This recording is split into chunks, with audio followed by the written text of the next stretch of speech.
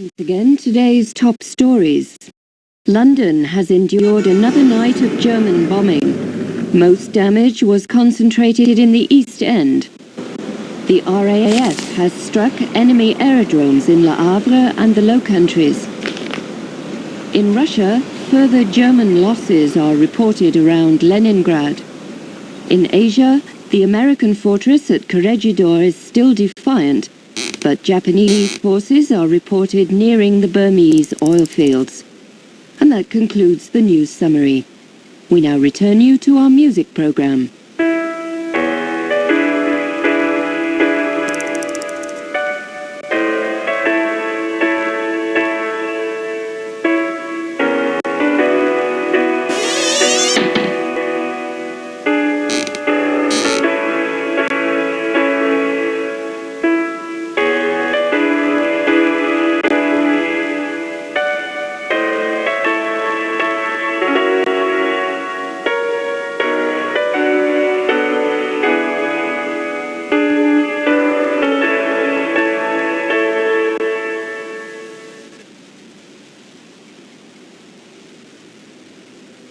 Once again, today's top stories.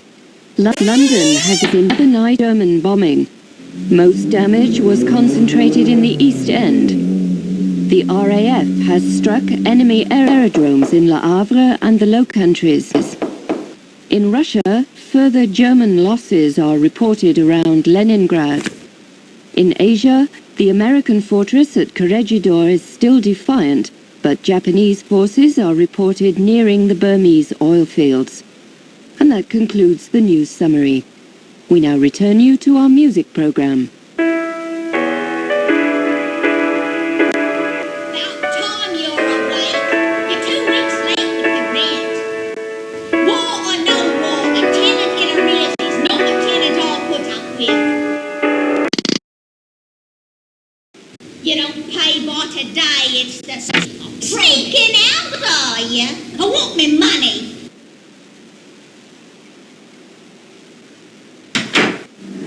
They said you was important once. Not now, you're just old and broke. When do I get me money? When? When do I get me money? When?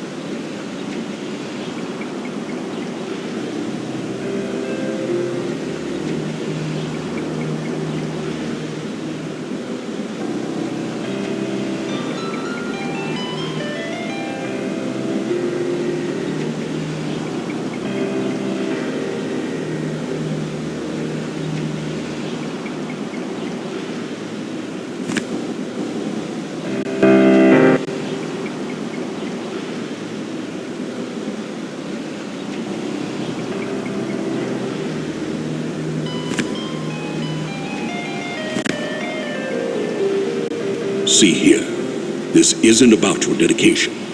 Pringle certainly attests to your loyalty. No, your dismissal stems from the Titanic mission. That failure can no longer be ignored, especially now. I am sorry, but someone must shoulder the blame. The service, you understand. We can't be held responsible.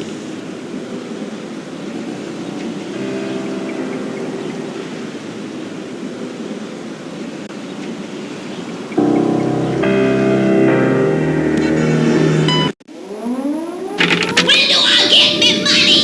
When? When do I get me money? When? When do I get me money? When? When do I get me money? When?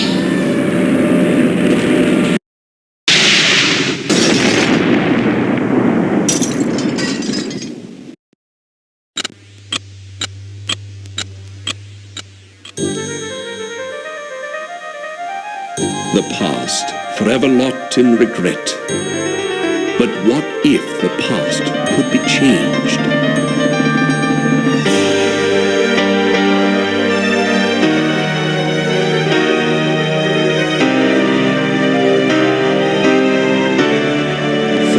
Years have come and gone since the night that saw the end of a world, my world. The service needed someone on the Titanic. They chose me. I was to wait for a signal from my contact, so I remained in my cabin. I left only once Georgia was on board. And that's when it came. There'd be no second chance. It was Sunday, April 14th. Too late, you see, for the Titanic. For me. What if I'd met with my contact, prevented disaster? What if the past could be changed? What then?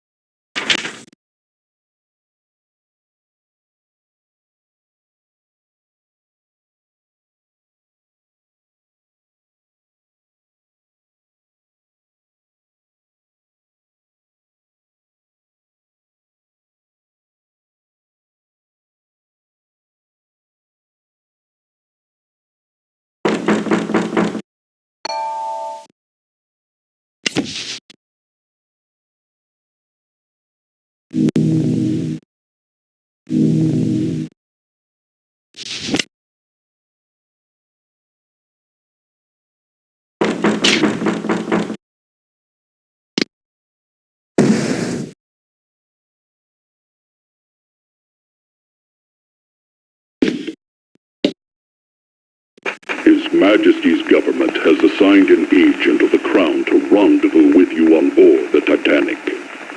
Remain in your cabin until your contact gives you further instructions.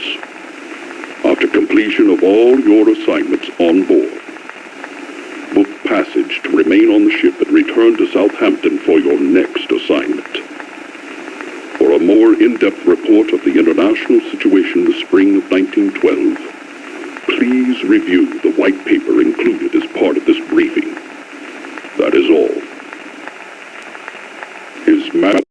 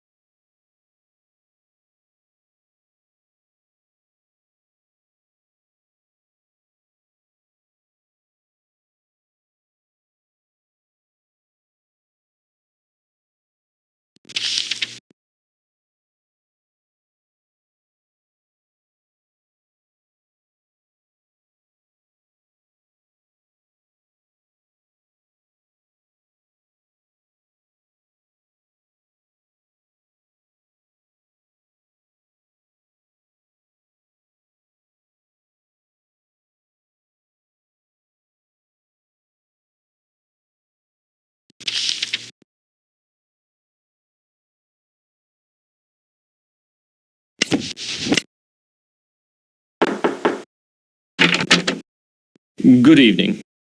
I am Smethles, your steward, and, if I may say so, it is good to see you up and about. You've been in your cabin the whole voyage. A touch of the mal de mer, was it? Seasickness can be quite unpleasant, especially if it's one's first crossing. Since you haven't been out of your cabin, may I instruct you on how to get assistance while on board the Titanic? Very good. We of the White Star Line hope that your stay on board Titanic is as relaxing as possible. As you explore the ship, please bear in mind the following advice. The mouse is your hands, the keys your feet. If you find the screen too dark or too bright, follow the directions on the control screen help panel or consult your manual on adjusting your monitor. To find the control panel help and other features, click on the life preserver at the bottom of the screen. The control panel has a help button, as well as a quit and save game feature. You may also adjust the volume. Test the settings by clicking on the black knob. You may also switch the theme music on or off. After making any adjustments, click OK to return to your current game. Wandering the ship, if you notice a hand, it indicates something to click on. May I suggest you do so? Several personal items in your room, a brown satchel, and a pocket watch, are quite useful to you during your voyage. Take them with you. You shall want to converse with other passengers. If you fail to understand them, click on their face. they will repeat their last sentence. The purser. His office is on C deck, just off the forward grand stairs. The elevator, or lift as we call it, has an attendant who can direct you to various sections of the ship. The lifts are located behind the forward grand staircase.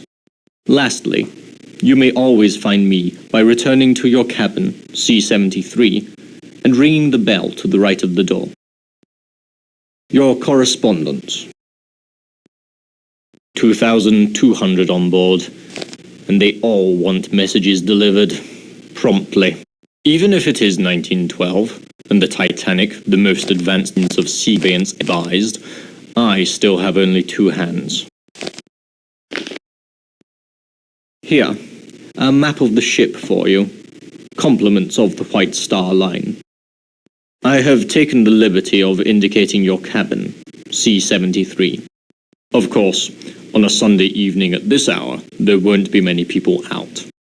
Will there be anything else? A young lady. A most insistent young lady. The electric camel. An exercise device. They say it is good for the liver. I wouldn't know. It's located in the gymnasium, on the boat deck, on the starboard side. That's the right side, in case you had not been informed. Port. If you're facing towards the front of the ship, the left side is the port side. Have you unpacked? You'll find your trunk key in your bag on the bed.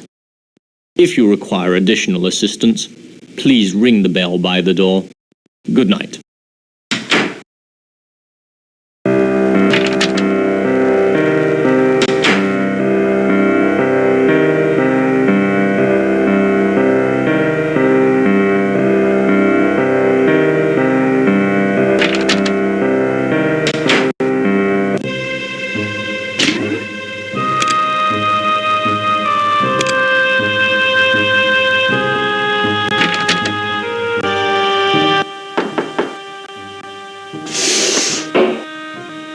Yes, can I help you?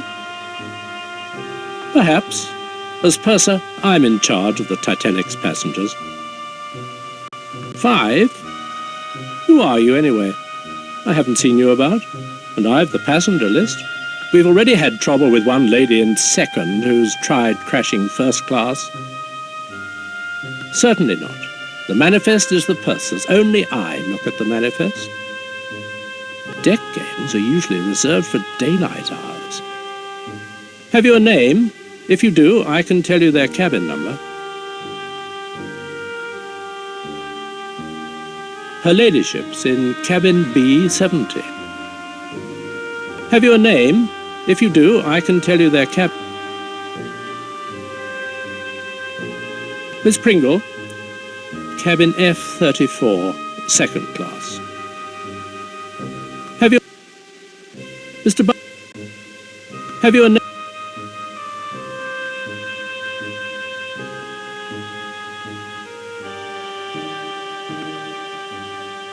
Ring the bell in your room for assistance.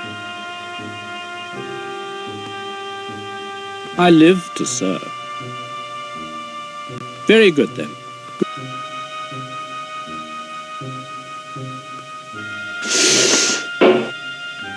Only I'm allowed to access the cargo manifest. What do you want? That's all then, is it?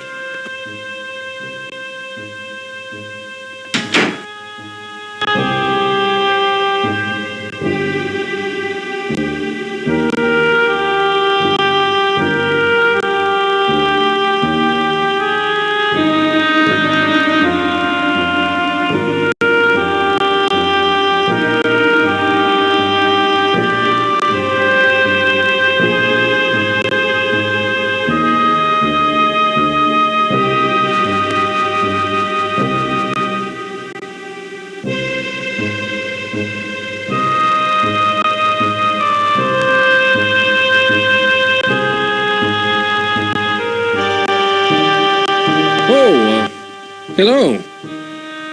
Don't think we've met. I'm Leyland Sekum Trask, metaphysical scribe and evangelist for the supernatural. I've been in London attending a conference on premonitions among the sensitive. You've heard of my institute, the Astral Bureau of Circulation, in Boston? The ABC is a place where mediums of impeccable character can commingle in harmony. There's a range, of course, but given the right training, psychics can reveal information hidden to others. This is a ship of destiny, which I think you know. Good night.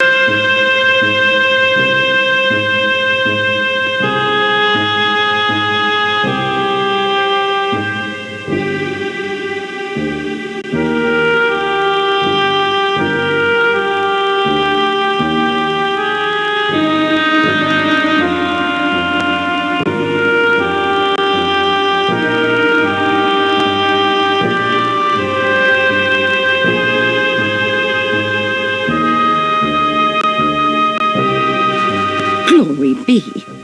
It's about time. You're late. Another 5 minutes and I'd have cancelled your mission.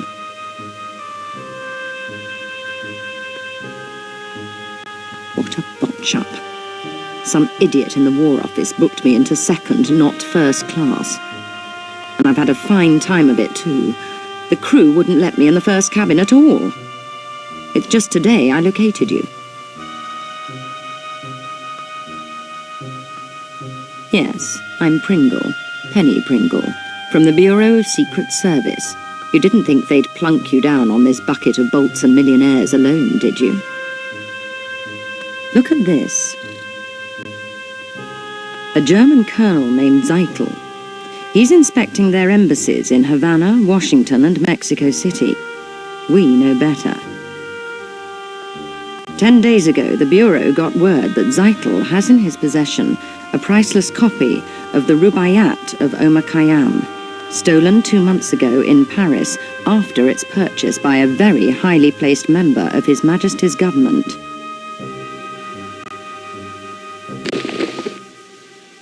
The Rubaiyat's a book, a collection of medieval Persian poetry, a passion of His Lordship's. Poetry. Persians. The German High Command must think it's important enough to have their top man smuggle the lot on board. It's your job to find out. His Lordship's watching this very closely indeed. I wouldn't fumble this chance either, unless you fancy spending the rest of your career in some grotty Midlands back office shuffling paper about.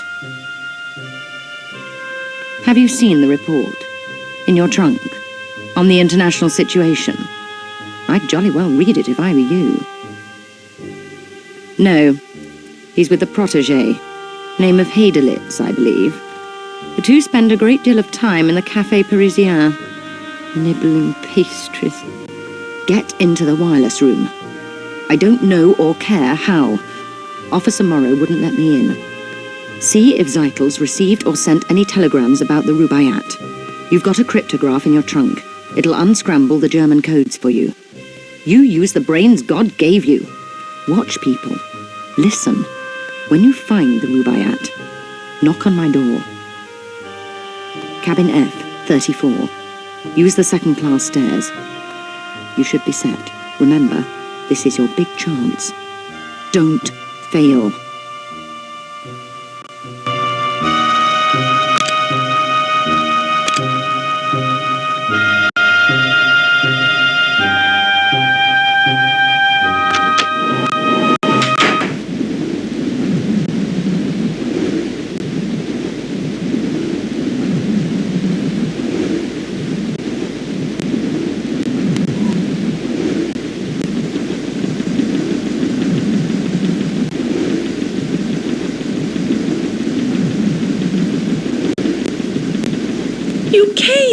After all this time, it's Georgia. I'd heard you on board. Where have you been? It's been 5 years. I'd have waited a lot longer to see you again.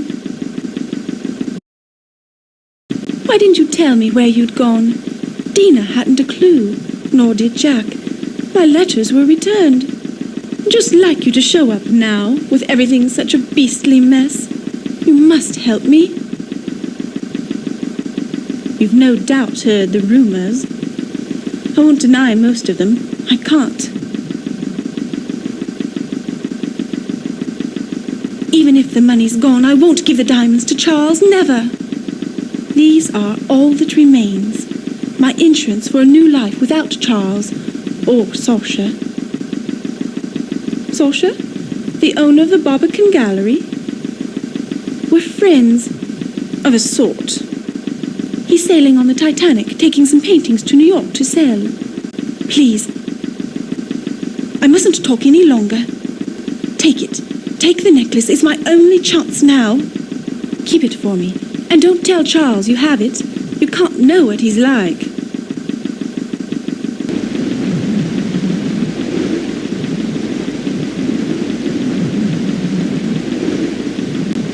Go.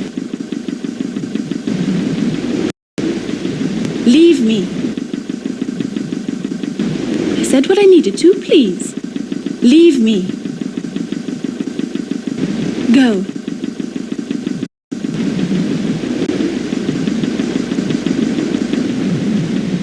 Come here.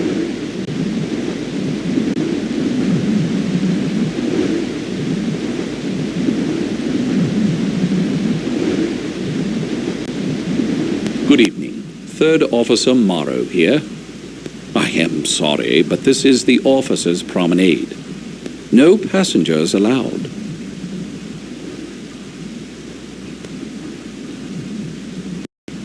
Yes, very calm. No moon. I don't like that. Can't see what's coming. No moon means surprises, as if we don't have enough already. Mr. Ismay, the White Star Line's president's on board. We're walking eggshells round him, I tell you. Though that's nothing compared to the creeping about my brother-in-law's doing at the moment. His entire London office is in an uproar. Tom works in the Admiralty. Seems our plans for troop deployments against Germany disappeared 3 weeks ago. Tom says the big boys are petrified the Jerrys will get wind of it. Could upset the balance of power. Politics. Desktop espionage. Bureaucrats. Pah, give me the sea.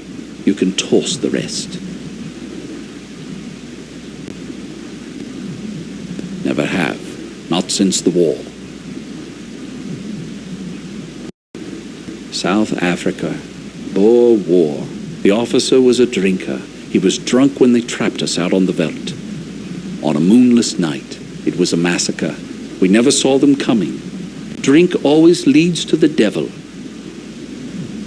An interesting connection. For all I know, it could be true. A man's got his troubles, sick child, being away from home. But I hate whiners and apologizers. Well, thank you for your insight. Have a look, why don't you? Mind you, Phillips will have my head if he catches you in there, but I don't see any harm. Go on in.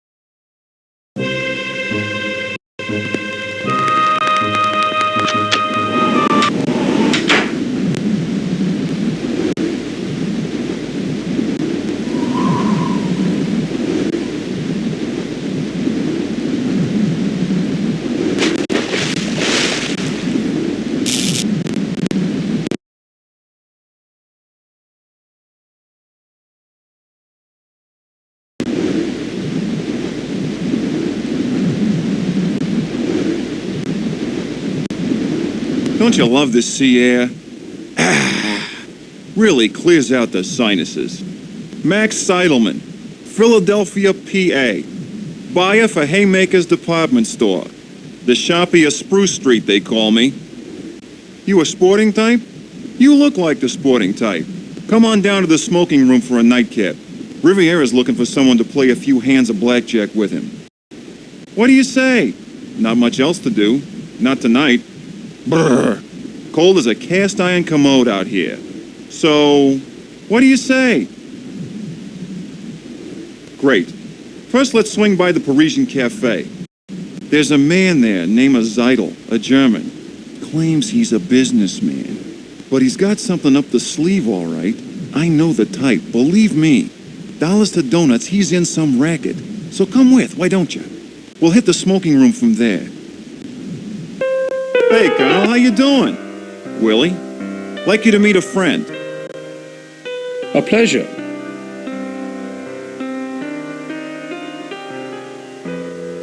Heidelitz and I, we welcome diversion during such an uneventful passage, don't we, Willie? Certainly. Willie is at the University of Vienna, dissecting children's fables. Cultural mythology, it's quite interesting. So only a junior professor, I tried to interest Dr. Freud. He's a genius, and Yes, I am sure, quite. On the passenger list it says you embarked at Cherbourg, yet I have not seen you with the others. You were there, were you not? I see. You are British. Not so many of you in Titanic's first cabins. These days most of the rich are Americans. Businessmen like Max. Tell me, why do you go to New York?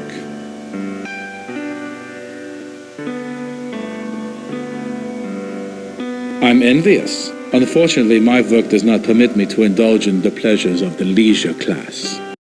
the theory of the leisure class? I have read Professor Hebron. He's quite good. Quite. Me? Inspecting our embassies. Imperial Germany desires to make a good impression in North America. Willie is continuing on, to the west, to conduct research on Aboriginal customs. The Indians, they are fascinating. Yes. However, I place faith in science, not superstition. The Colonel was saying this wireless stuff's revolutionizing everything. Sending messages to each other. It's the end of books and newspapers. Like the Titanic, a technological triumph. Here we dined in comfort while racing along at 20 knots. It's still tied to the outside world by the wireless. That reminds me, Colonel Seidel, when I go to send you a telegram, they told me it was to be delayed. There are too many messages. The passengers... I am sure our guests do not care to hear a detailed discussion of your encounter with telegraphy. Now, if you will excuse me... Please, excuse us. Won't you call on us tomorrow, here, in the cafe? The Linzer Tort's quite passable for a British ship. Stop by. Willie and I welcome it most heartily. Yes, most heartily. And before I leave, you must allow me to give you some advice. But do not wander the ship. It is not good, I think, on a ship as big as the Titanic. Good night, friends. Good night. See? What did I tell you? What did I say? Them too. Up to something, I'd say. The brainy kid gives me the creeps. What a grind. He should hang out with that little blonde. She's a looker, I tell you. Come on, let's hit the smoking room. I'll introduce you to Riviera. What do you say? Great. Go on up. I gotta see a man about a horse. I'll meet you in a few minutes. Goodbye.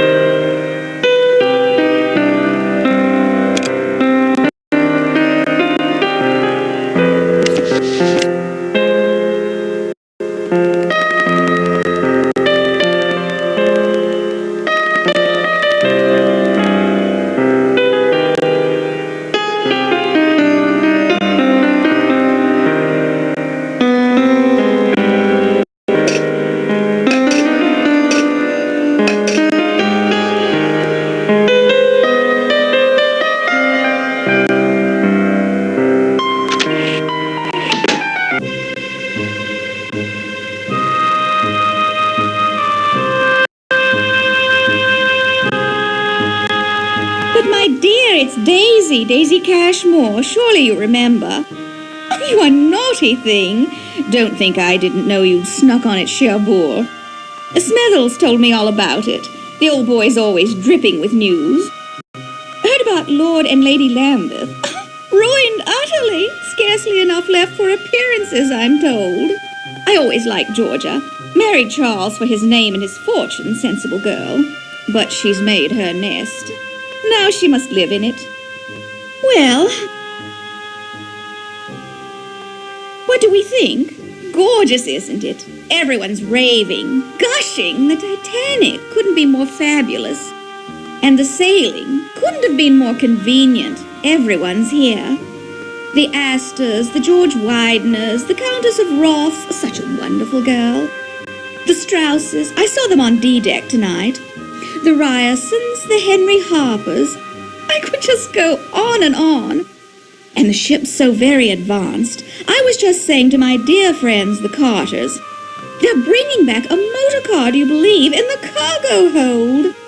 Bill Carter checks it daily. Really, every day he keeps the keys with the purser. And of course they let them. The Carters are fantastically rich. Lucille doesn't understand the attraction at all. With men and machines, I tell her, we girls play second fiddle. Well, my dear, I have a little favor, a tiny one. Tonight at dinner, a man I don't know was making eyes at me. Be an absolute darling and find out who he is.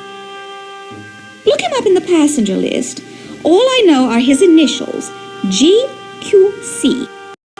The list's someplace. Find it. I'll wait right here. Ta!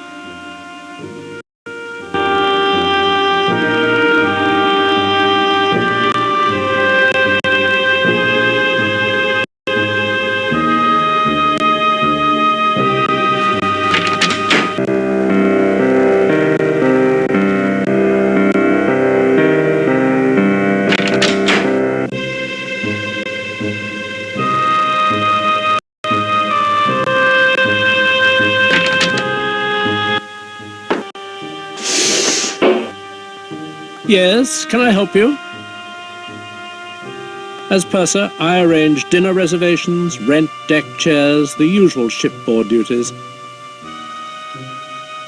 Have you a name? If you do, I can tell you their cabin number.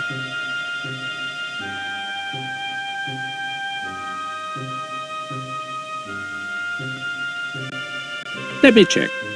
Aha, Mr. George Quincy Clifford, A27. I live to serve. That's all then, is it? Good night.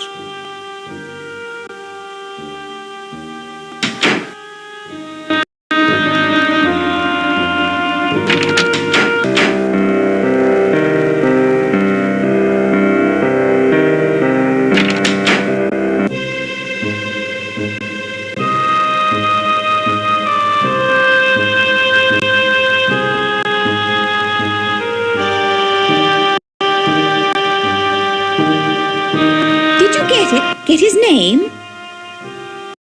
Clifford. Clifford. Never heard of him. You don't suppose he's rich, do you? You're an angel, and I've news for you, too. While you were gone, Andrew Conkling's been asking for you. Yes, Conkling, the steel baron. God knows what he's been doing in Europe, buying it probably. And where was I?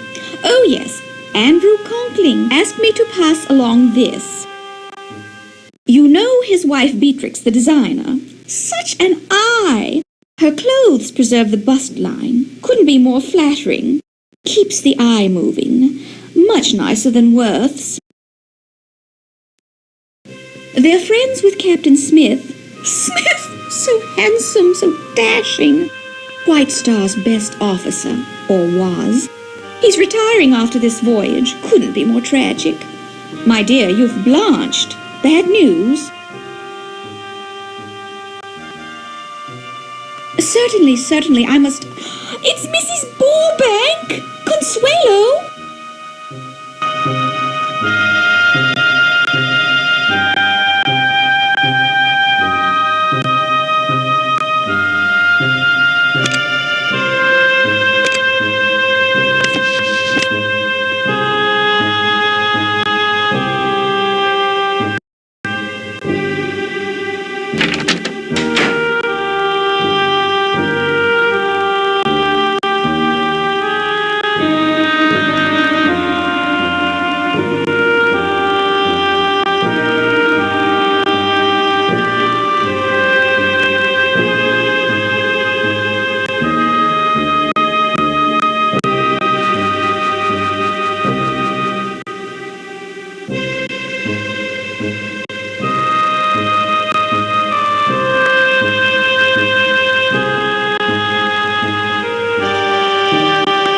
introduce you to Buick Riviera. Remember, he's French, and you know what they're like. Come here. Good evening, mon ami. Buick Riviera welcomes you to the tables. I am always delighted to play with friends of Max. You look familiar. We make a meeting before? Deauville? The casino at Monaco? New Mexico. I lived there once. In Diamondback. Such a town. So, have we met? C'est vrai. Then we shall use my special cards. Good luck. You'll need it.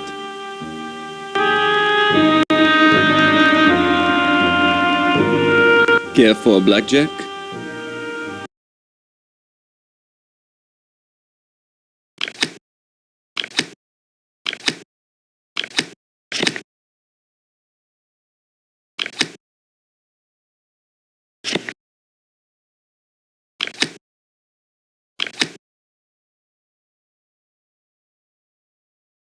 A draw. We are both losers. Again?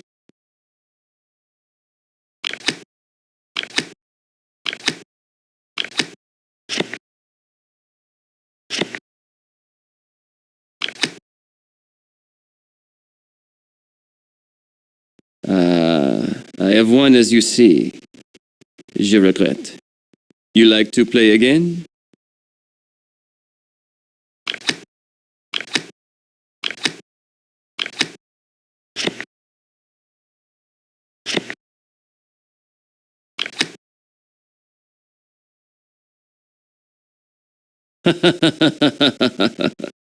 I win.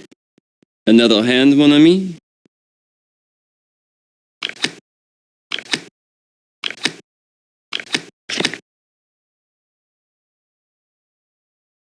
Blackjack.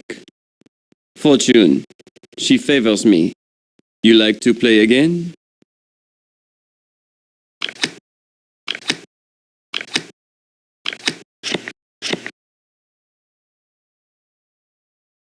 Blackjack. You are the winner. Again? Good night.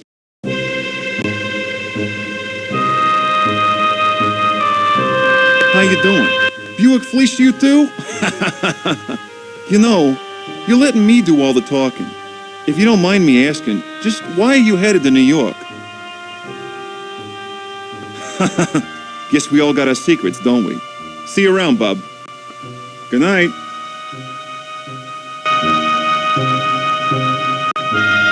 I don't know you, nor do I want to. Leave me or I shall summon a steward.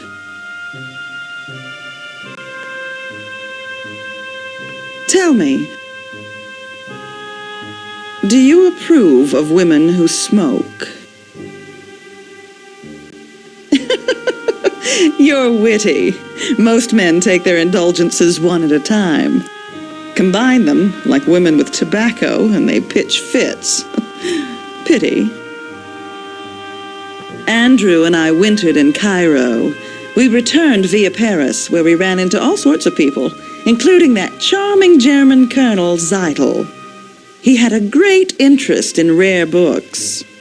It will be wonderful to be home. No dust storms, no lepers. Mr. Trask predicts a banner year for me. Trask? A brilliant seer. Brilliant! I consult him about business decisions, and he's never steered me wrong. He instructs me to travel on only 2 ships, the Titanic and the Lusitania. I must stop our chat here.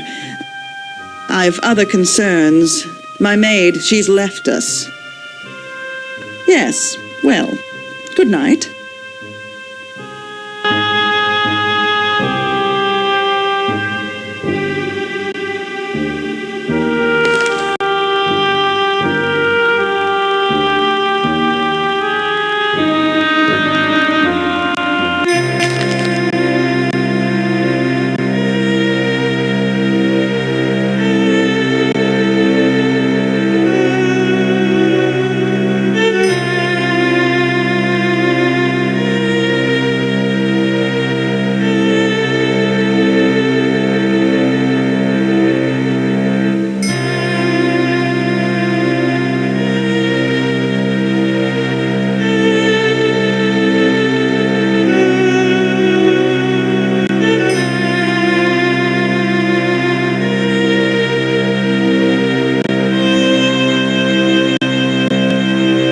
fine night to be indoors, cold as the dickens outside.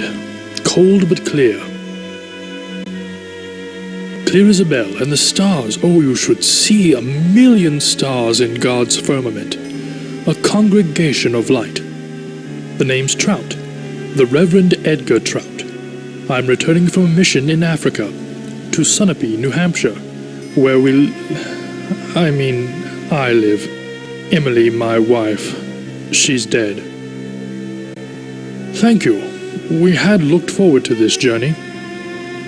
But she died at Port Said. Though it was Nyasaland that killed her, the doctors, you know, never did find all the parasites. Calling on Miss Pringle? She has been invaluable this voyage, a pillar. Oh yes, we're very glad she's with us. They say you met Trask. Be wary of him. Trask's a trickster. Take this card, a prayer card, from my own collection. So you must like it, this section of the Titanic. Here, second class. You can get to Scotland Road from here. Do you know it? Scotland Road? Scotland Road runs the length of the ship, from stern to bow on E-deck. It allows the crew to get from one side to the other quickly. I could go to third class if I take the Scotland Road. But I don't believe in social mixing. No, it creates too much anxiety. A place for everyone, and everyone a place. Though some don't choose to see it that way. In the course of my ministrations, I've observed a gentleman from first class, a young German, among the steerage women. Most unnatural. I haven't said anything. I wouldn't want to upset the ladies. Especially Miss Pringle. She seems a fragile vessel. Behind me, through those doors. Wait, before you leave, I was wondering, perhaps you'd care to make a donation to our mission in Nyasaland. I am very happy. Tomorrow we will discuss everything. Good evening.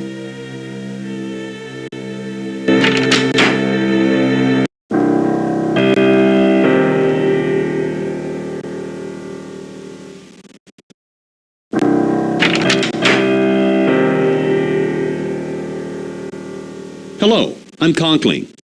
Good of you to come. I trust you're finding the accommodation satisfactory? Sorry to seem mysterious.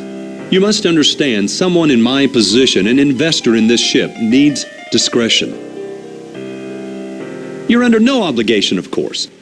I have a slight problem. You may be able to help.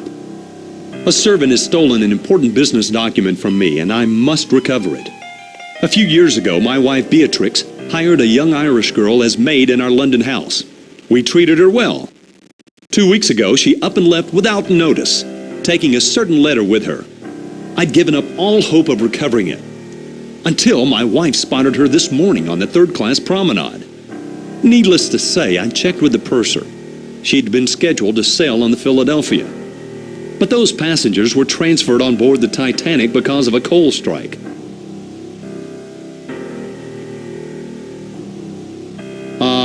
I'd prefer to employ the services of a third party. You.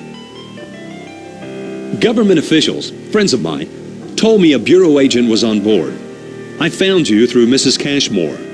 A preposterous woman, but she does have an eye for accomplishment.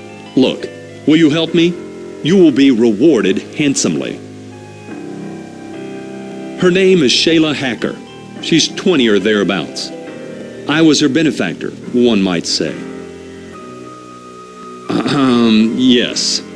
This puts me in a, difficult situation.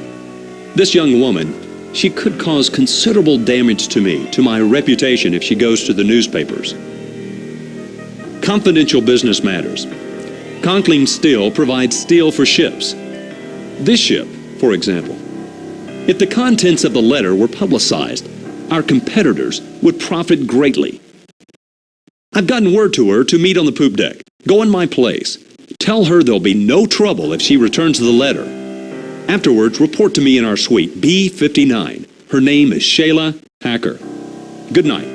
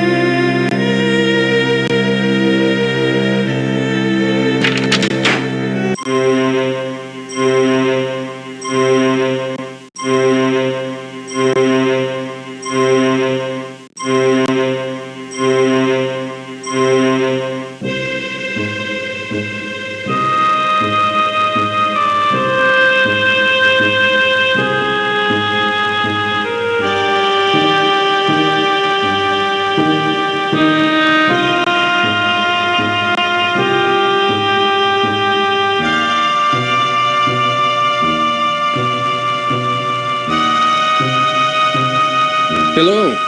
In need of psychic consultation?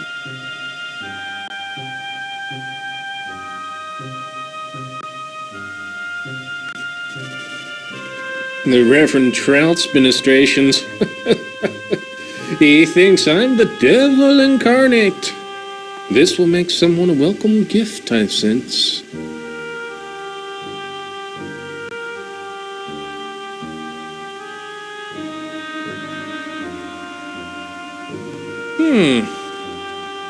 You know, a medium told me the only danger in my life would come on water.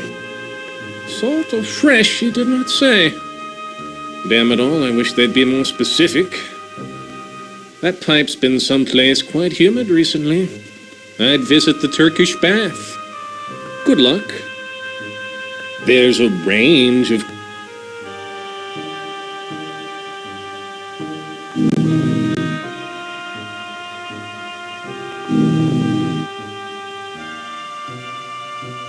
These, my friend, will surprise you, mark my words. Good night.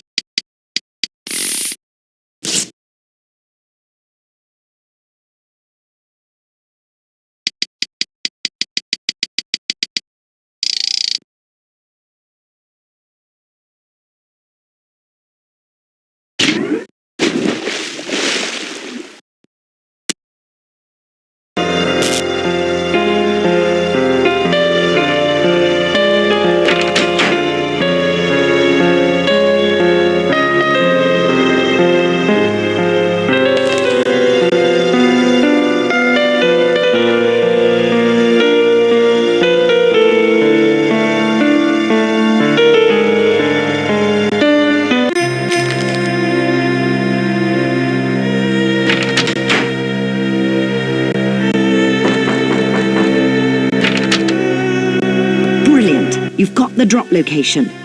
The boiler rooms. Blast. There's an entrance to the lower decks around here somewhere. Query the lift attendant. He's cheeky, but he knows this ship. Intercept the Rubaiyat before it changes hands.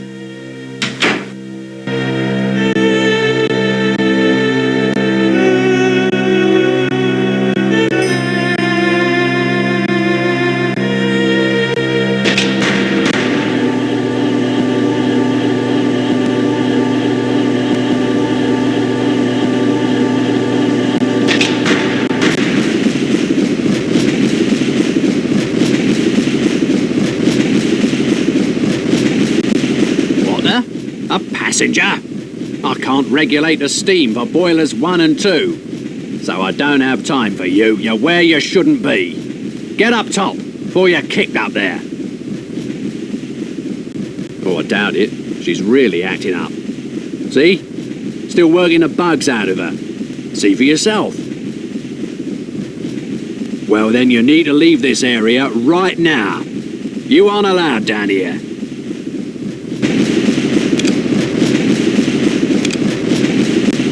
Thought I told you to keep out of here. Have at it. There's a gauge showing the turbine's power output. The needle's got to move into the green zone. Over here.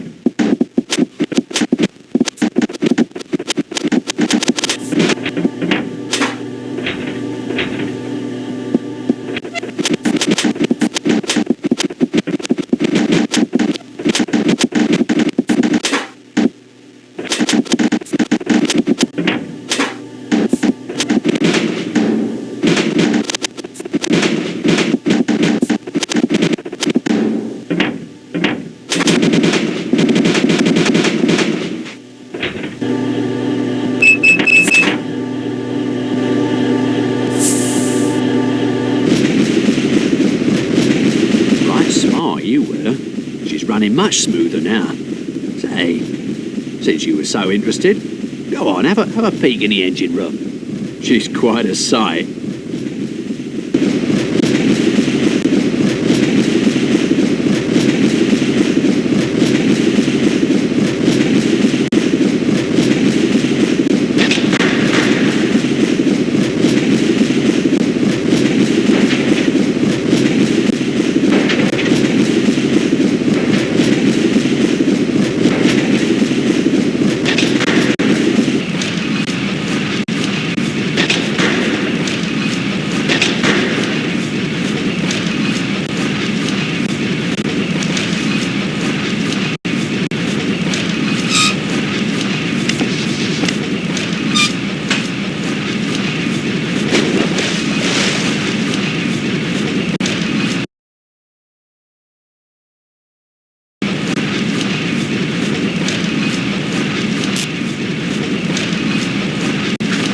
You're leaving? Wait. I've been looking for this. Thank you.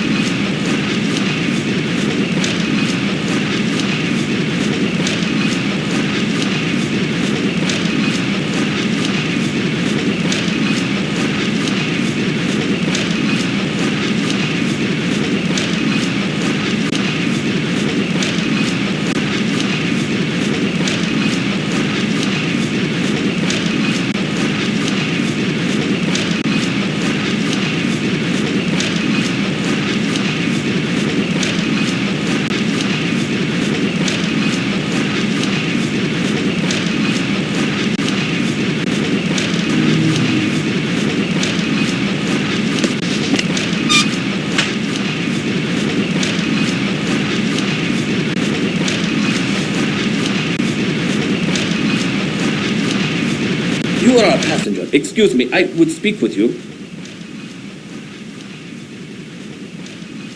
Forgive me, I am sorry to intrude on you, a person of such high station. I am Vlad. I have men. I am leaving my home. I am a Serb and they have killed my wife, my children, the Austrians. For that they will pay. But I do not want to burden you. Please, I need a favor. I have a friend in first class, in cabin A14. Mr. Barbican has a package for me. Can you bring it here? Me enter first class like this? No, they would catch Vlad. His name is Barbican, in A14. Tell him you've come from Vlad. He will give you the package. I wait here for your return. Your assistance will be repaid manyfold.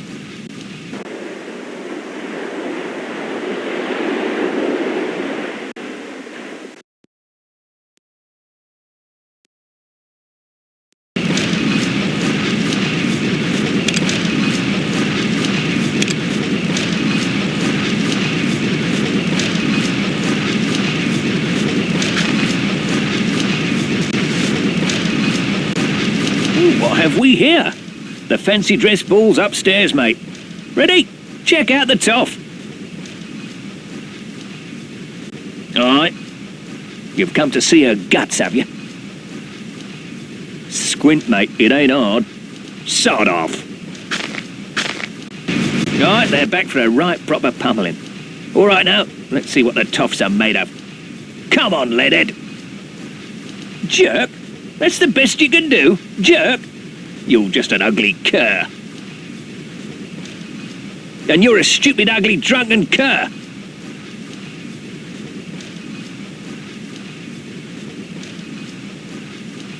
Did you say landlubber? Why, you lying, ugly, low-down, bow-legged, yellow, drunken cur? Who's all right by me? All right, stay if you like, but I can't mind you. Ooh, me? At shift's end, I'm stopping by F59. Her name's Sheila Acker, and she's the prettiest lass on board. She may be a steerage girl, but she's first class by me. Cheers. Don't mention it.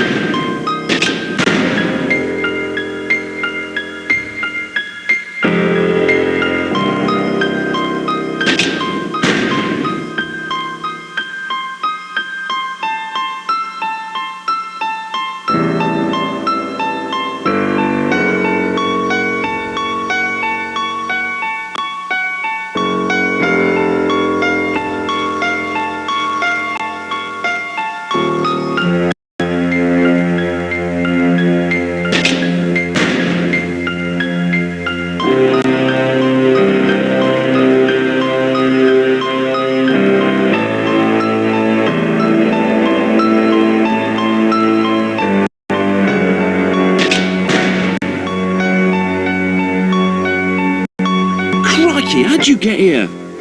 Sorry, passengers aren't allowed to enter the cargo hold. You'll have to go back up.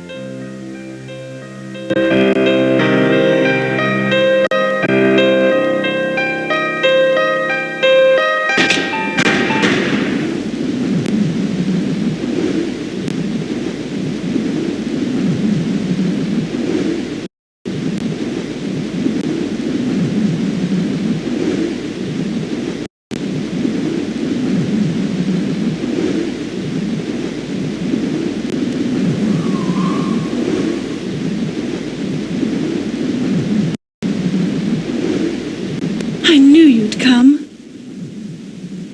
Charles received a telegram from the solicitors. Our estate's to be sold off. He asked about the necklace I gave you. I told him I left it with a purser. Don't say anything to him or Sasha. Not him and his group of... Oh, there's much more to tell you. Can you meet me in my stateroom? I'm in B70. It's Charles' custom to go for a drink in the smoking room. When he does, visit me.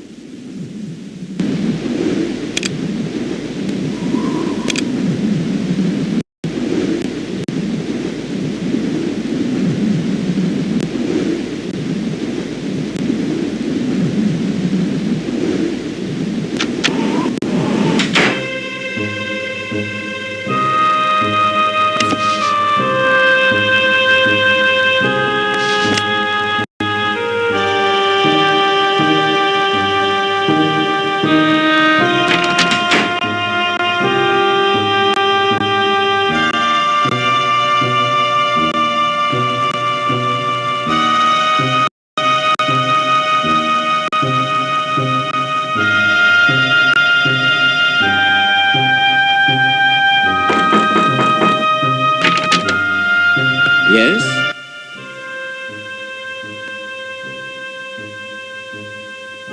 You found him. Sasha Barbican of Barbican Galleries. Now, what is it that I can help you with? For Vlad? He's on board? Please come in. He did it. I told him not to, told him I'd pay his ticket, but he was too proud. Such a tragedy about his family. They were with my mother's people. When Austria took Bosnia, they were killed. Many were.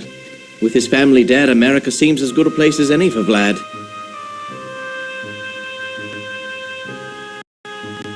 Ask Vlad, I don't know. Here, his things. You'll be glad to get them. It's rather late. Our history is quite complex. Certainly. Georgia's a woman who does not go unnoticed.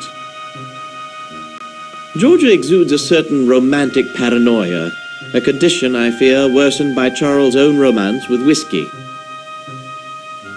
Continuously. One hears there are financial problems. They say Charles owes Andrew Conkling thousands of pounds.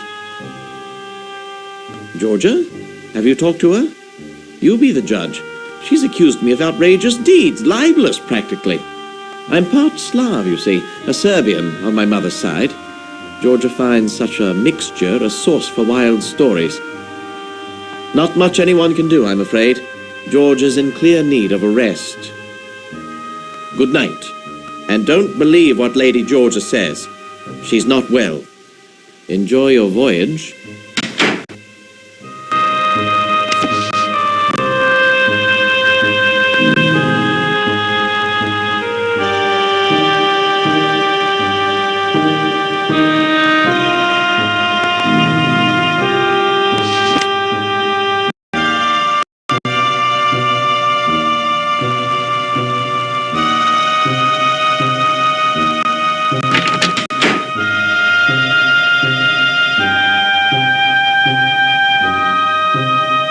Hello. In need of psychic consultation?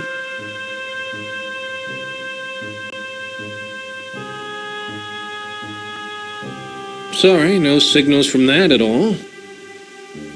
Good night.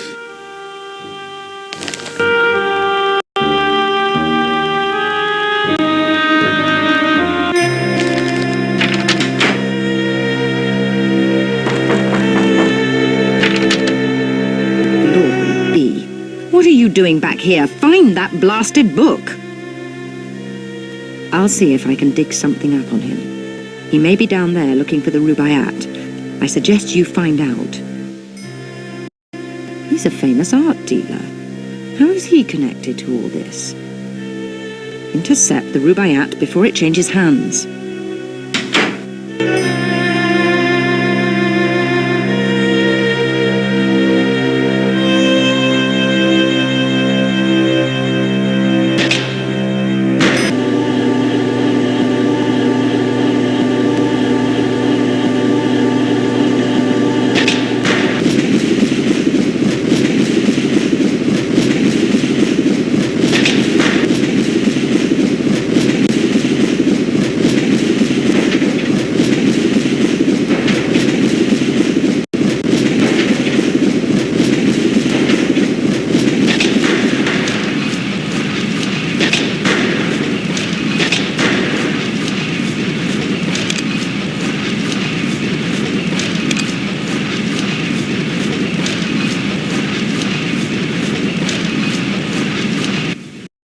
Thank you.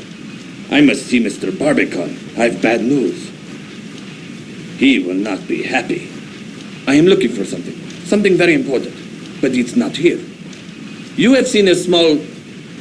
It is of no importance. Good night.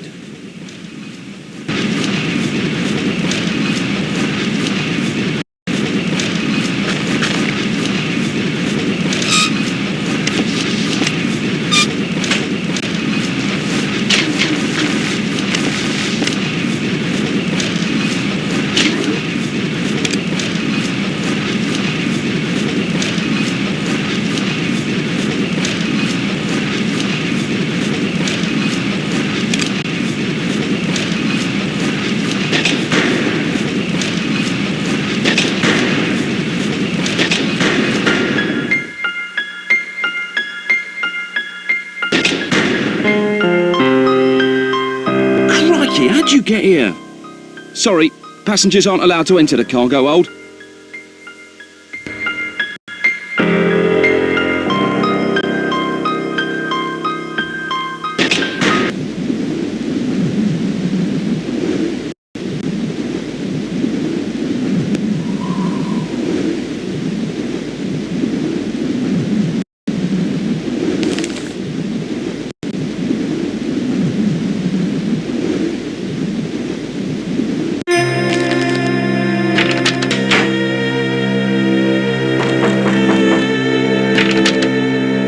Did you get it? Did you find the Rubaiyat? Smashing. What have you learnt? More art? Zeitel's no connoisseur. No, there's something about that painting of interest to the German High Command. I don't have any information about Vlad, but the other fellow, look here. Zeitel's Titanic contact is a London art dealer named Sasha Barbican. They say he smuggles art, and he's not above selling stolen merchandise. The files say he's Serbian, interestingly enough, with links to some shady Balkan groups. Let me see. That's the Rubaiyat, all right. Well done. Leave it with the purser for safekeeping. It shall be undisturbed there. The painting's what Zeitel's really after. You must secure it. Where or how, I don't care. Just find it and bring it back here. Remember, leave the Rubaiyat with the purser for safekeeping. He might also know where the painting's stored. Sneak a peek at his cargo manifest. That should help you find the painting. Cargo stored somewhere beneath the forecastle deck. Things are thickening up quite nicely, aren't they? We've got to get our hands on that painting. Don't fail.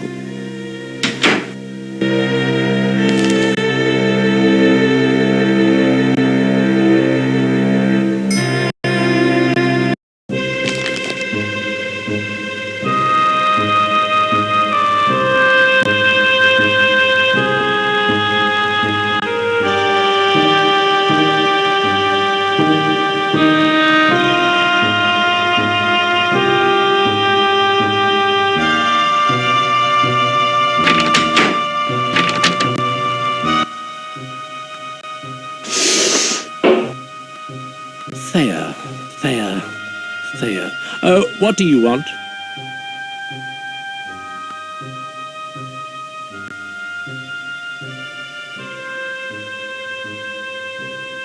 Very nice. Security is our first priority. I'll put it in the safe.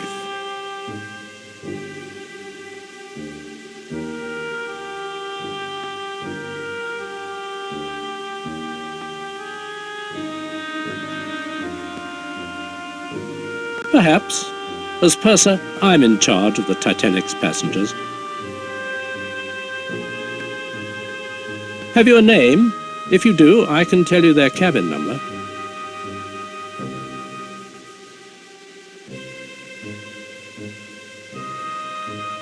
Mr. Trask is in cabin D33. Mr. Trask is in cabin D33. I live to serve. Why, what do you know? Not that it matters. I'm much too busy. I must get this message through from Mr. Thayer. Mr. Thayer expects his private train car to meet him in New York, and I can't leave my post. But I need to send this telegram.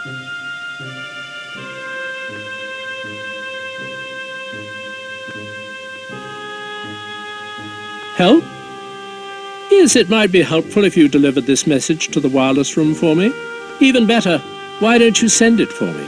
Mr. Thayer is a very important man, so send the telegram at once. And when you have, don't forget to tell me.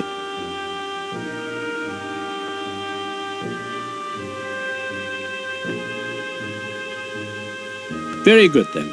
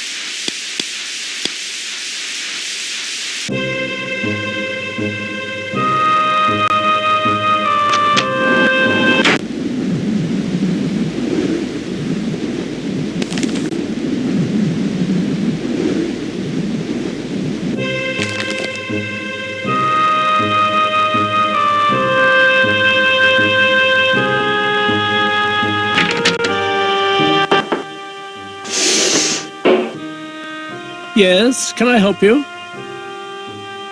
You sent it? Marvellous. I was afraid you'd forgotten. Mr. Thayer will be most grateful. And let them think the purser's not doing his job. I am the purser, and as purser, I am the one who looks after the passengers. Mr. Thayer is Vice President of the Pennsylvania Railroad, and it is I who shall inform the Thayers that their train will be waiting. So, if you'll excuse me...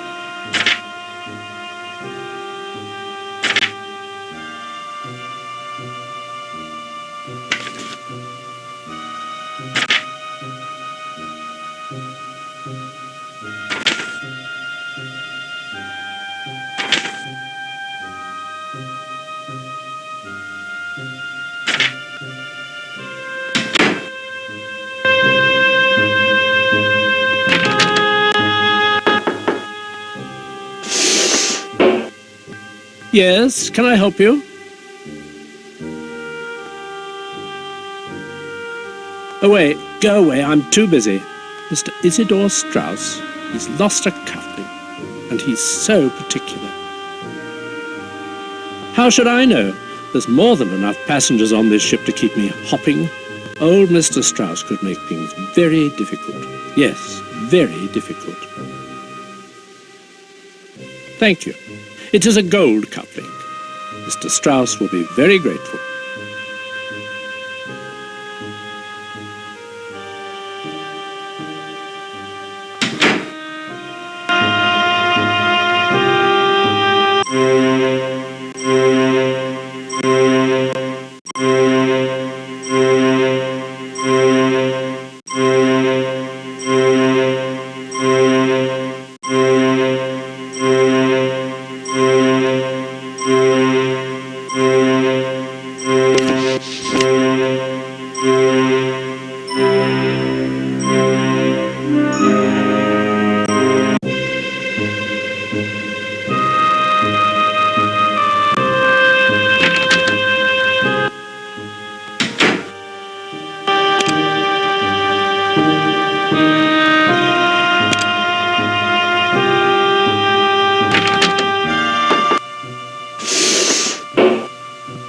Yes, can I help you?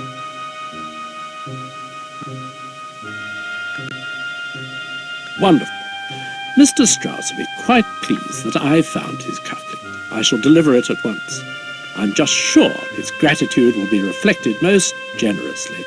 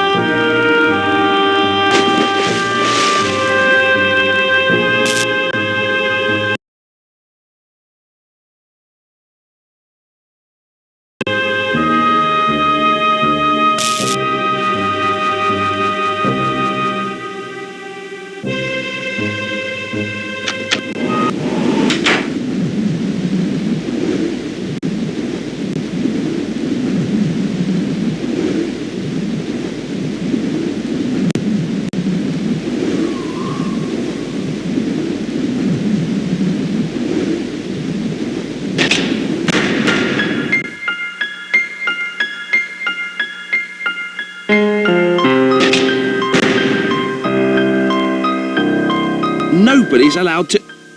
You've got the keys. You're a carter. Of course you can enter. Right this way. Come to visit your new automobile, have you? Can't say I blame you. She's a beauty.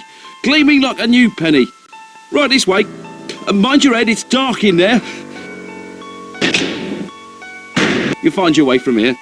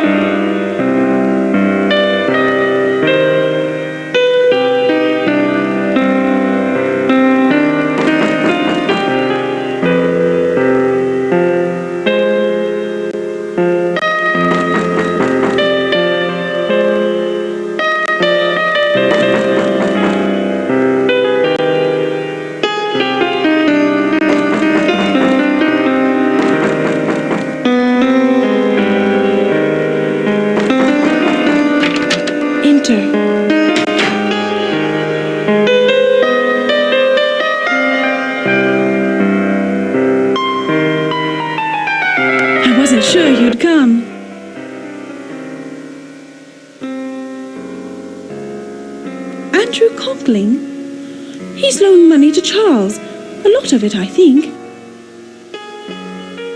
First, I want to know how you fared these last years. Rather well from the looks of you. I'm glad to see you. You're the only person I can trust. Please promise me you'll help. You always were there when I needed you. Now, with my life a horrible mess. When Charles discovered my affair with Saoirse, he was quite calm. But I know him, you see. His revenge is taking the necklace, leaving me with nothing. And Saoirse, I'd never trust him again. Don't you see? They're looking for guns, for bombs. Saoirse's friends. His gallery was their London base. They were rough men, foreign. Saoirse told me they were part of a Balkan aid society. Stupid girl that I was, I believed him. But then I found out. These people, they... Charles! Please, Georgia, continue. Was it my title or my income you found so desirable? I was never sure. Now that both assets are depleted, why don't you go to Saoirse? Maybe he can help, as he's done before. Ignore him. I see the smoking room's had its usual effect. Idle gossip, apparently. You see his attitude? Please, go. Since you obviously can't depend on me, here, take the chill out of the air. Thank you for seeing after my wife. Now I think it best you leave the happy couple, drowning in their happiness. Good night. Remember, I need your help.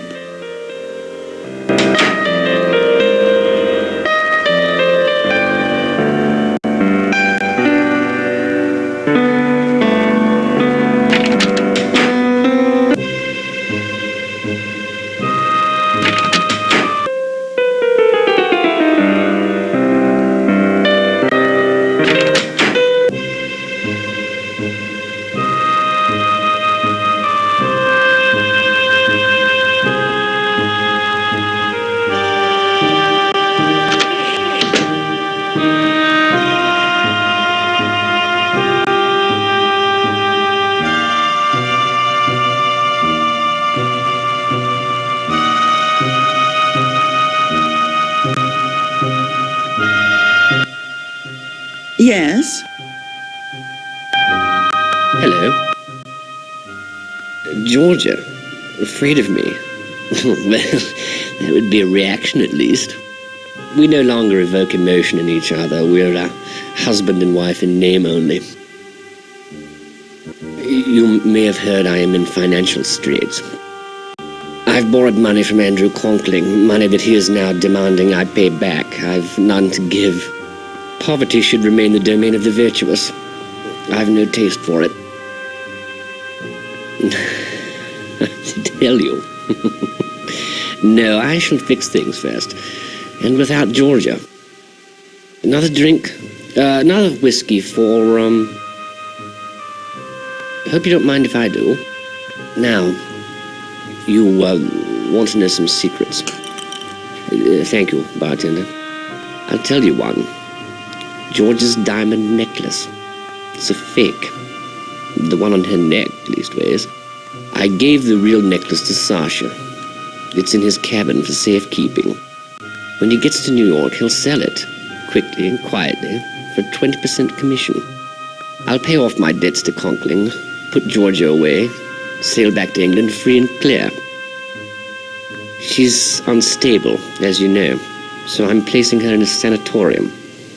An easy thing to do, given her emotional history. The law favors the husband in these matters. She can do nothing about it. God forbid the suffragettes really do win women the vote. They'll never know their place again. Because I threatened to tell Scotland Yard about his Serbian Aid Society, and because Saoirse's a greedy bastard, he'd betray his love for 20%. And Georgia thinks she's outsmarted me. No, she's got a fake about her neck and doesn't know. Another? Good night, then. You'll sleep well. The whiskey and the sea are both smooth for a change.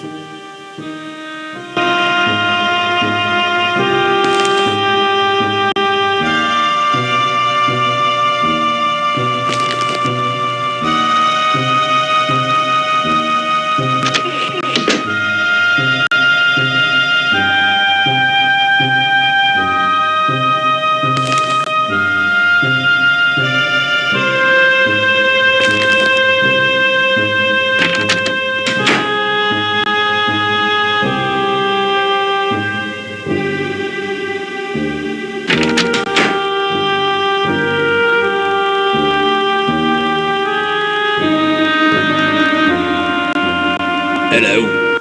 Just seeing to the electric. The fuse box there. She said we've had no time to check her wearing. Adek's been complaining about the lights all night. We'll get her straightened right out. That is if I can find my screwdriver. Wager I forgot it below. Ta now. Be right back.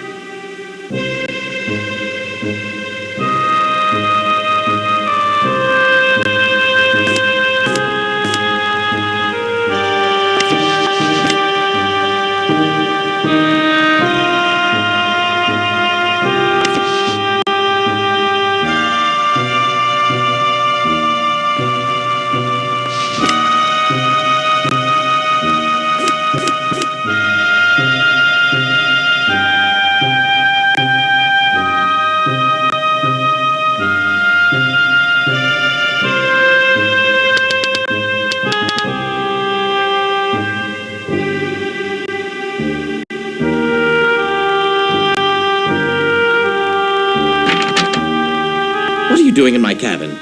You must leave immediately. You need to tend to your own affairs. Fortunately, you've left my valuables undisturbed.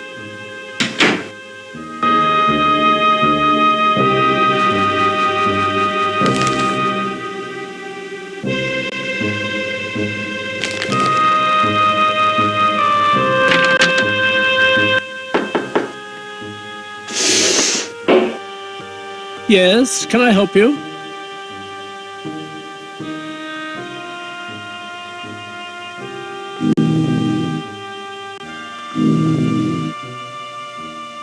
That's all then, is it? Good night.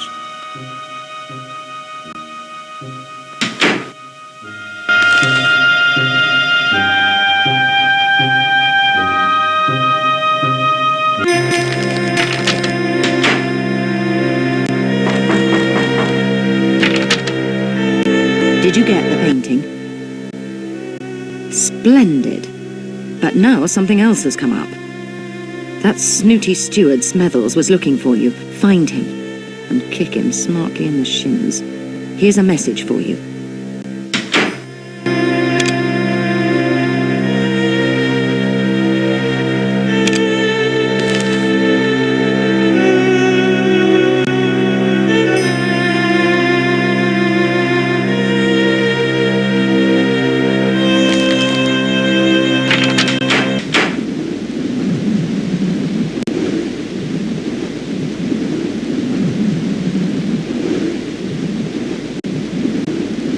What did I tell you, Shay? I knew he'd not come in person. Hush, Jack, hush. Conklin, he did send you, didn't he? I told you, it's a trick. I knew Conklin wouldn't come. He sent one of his cronies instead. I'm her brother, and Conklin. Because of him, Shayla's had to leave everything and everyone she knows. Jack, don't. That son of a bitch. She was his maid and all the time violating it. Hush, Jack. I'll have no more of it. Go on, Jack, say it. You tell Conklin we have his letter, and he'll not be seeing it till he coughs up a tidy sum, too. 5,000, do you hear? Dollars. Enough to get her started right in America. And if he moves a hand against us, I'll make sure the newspapers get the letter and print it. So tell Conklin. 5,000. Measured against what he has, it's a bloody bargain. Meet us here again. At 1 tonight. $5,000, then he'll get his damn letter. Agreed? We'll be waiting for you.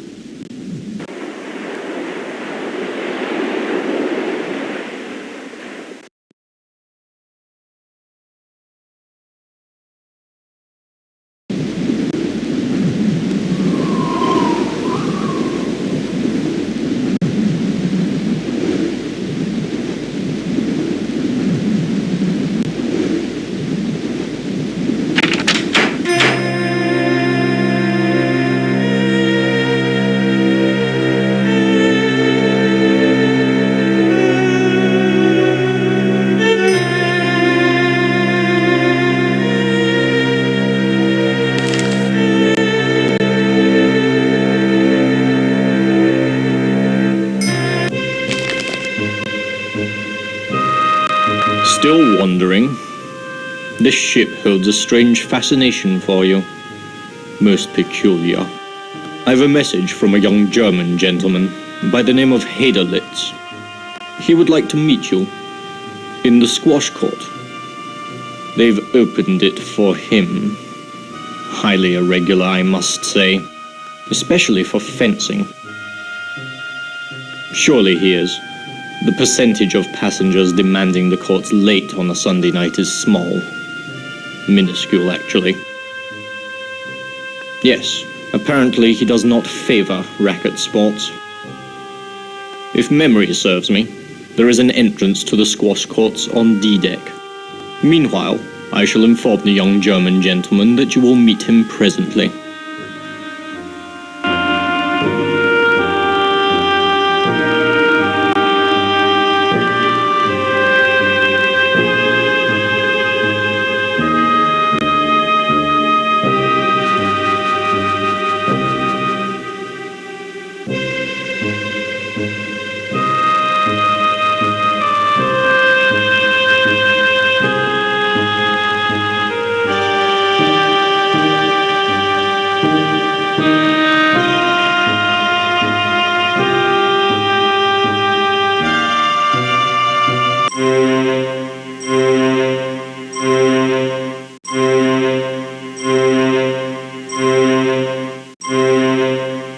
Hello there. You again. You seen Hadelitz's gal, Clarice Limehouse? She must have a cabin on D-deck, near reception. And could I receive her in a New York minute? Willie's girl's got some class to her. Main line all the way. Yeah, well, if you see her, tell her she's wasting her time spooning with that crazy Kraut kid. Me, Max, the styling Spruce Street Sharpie. I'd take care of her like a princess. A regular princess. Tell her, would you? Good night.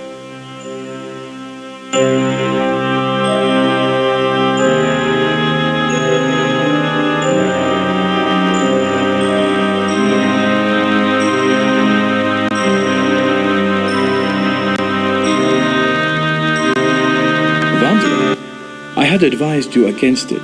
Young people, they listen to no one nowadays. May I help you in your search? I am looking for something as well. Philip von Heidelitz has been the most irresponsible. He has disobeyed me and misplaced a favorite painting, one destined for the German embassy. A faux pas of the first magnitude. a rather charming street scene by a young Viennese painter. For someone with insomnia, you ask quite a lot of questions. What did you say your profession was? As I have observed, stay away from German business. Germany wants land, industries, and material, and we will fight to get it. Britain and America will try to stop this, but we will know your plans. And if there's war, Germany will win. But enough politics. This has been such a civilized voyage so far. Let us meet tomorrow in the cafe, yes? The band? They play Strauss so well. Until then, auf Wiedersehen.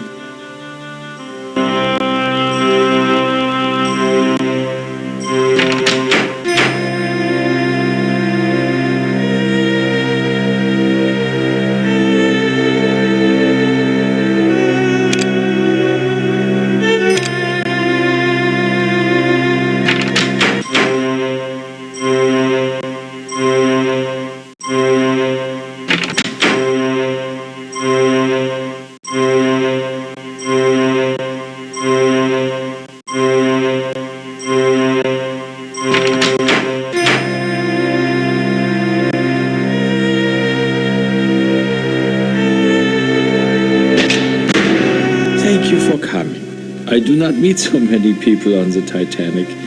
It is a pity. I like the English. I wish I knew more of them. Now you have the opportunity of fencing with me. 3-time champion of my university. You are also an excellent athlete, yes? Colonel Seitel believes it so. The Colonel is very seldom confused about anything. You will play. If you win, perhaps I relate to you some stories.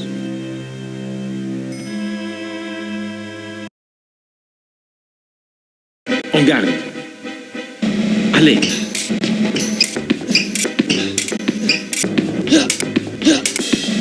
Sehr gut.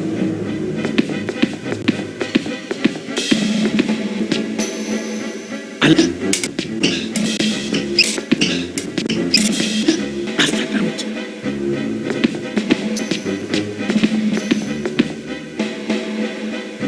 Allez. Et là.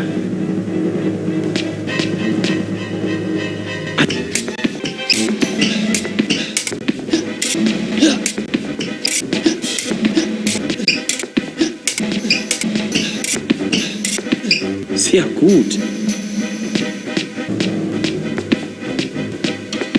Allons. Sehr gut. Allez.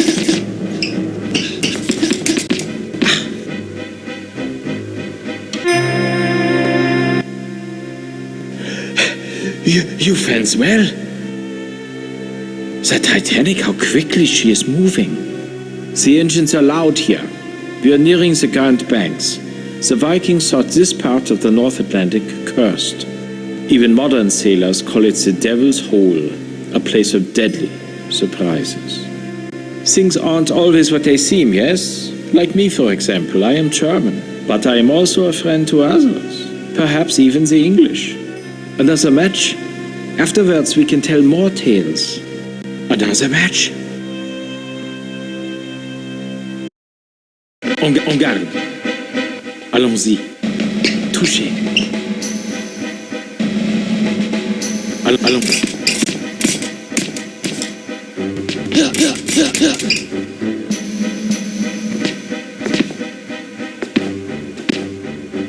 Allez. Sehr gut. Allons. Et là. Allons.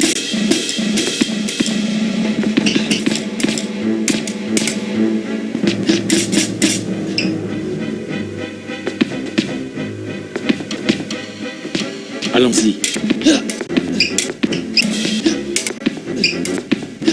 Sehr gut.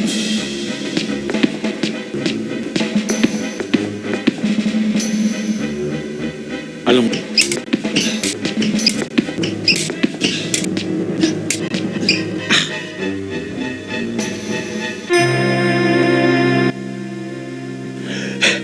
You fence well. You are a great athlete. Take this in friendship. May it bring you luck. A thing I fear we shall all need. But if anything should happen to me, I trust you will know what to do. You do? Remember, only one thing is certain, and the rest is lies. It is a quote from an old book I had the recent opportunity to read. But I tell you more. I am associate professor at the University of Vienna. I document the mythos, the legends of mankind. I'm on my way to New Mexico to study the Yoni Indians under Dr. van der Plaars. I am interested in what Dr. Freud calls the unconscious mind, what happens below the surface of experience. Tell me, what frightens you more, fire or ice? The ancient Aryans believed man would see 4 ages. According to them, this is now the Wolf Age, an age that ends with ice. Perhaps we of science might learn from it. They say the ice is heavy in the Labrador Current this year. Why do you assume he is interested in paintings? Yes, art. That is what I meant. And you are mistaken. Colonel Seidel cares little for art, unlike his friend Herr Barbicon. I notice he likes old Vienna, for he has many pictures of the city. If the fire comes, my friends will favor the English over Germany. Another match? En garde. Allons.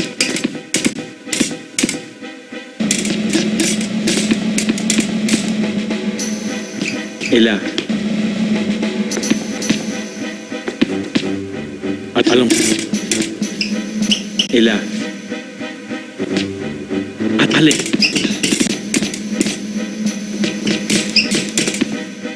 Touchez.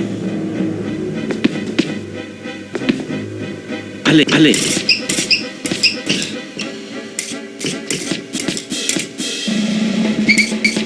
Sehr gut.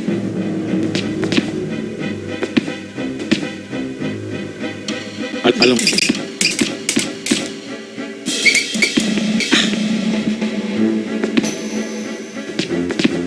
Allons.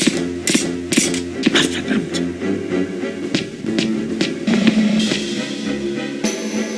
Allons. Et là.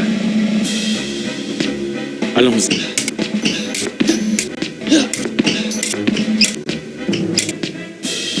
Et là.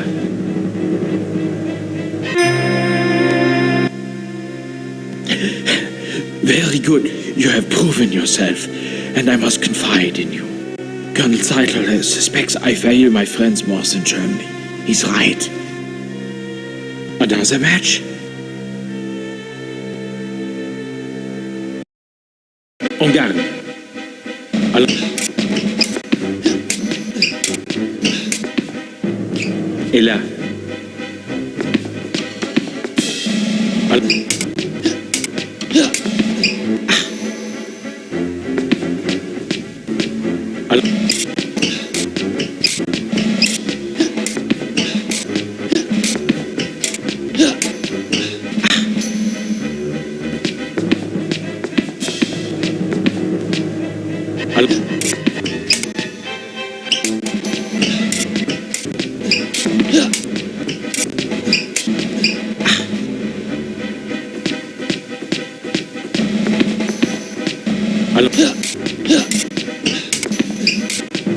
Sehr gut.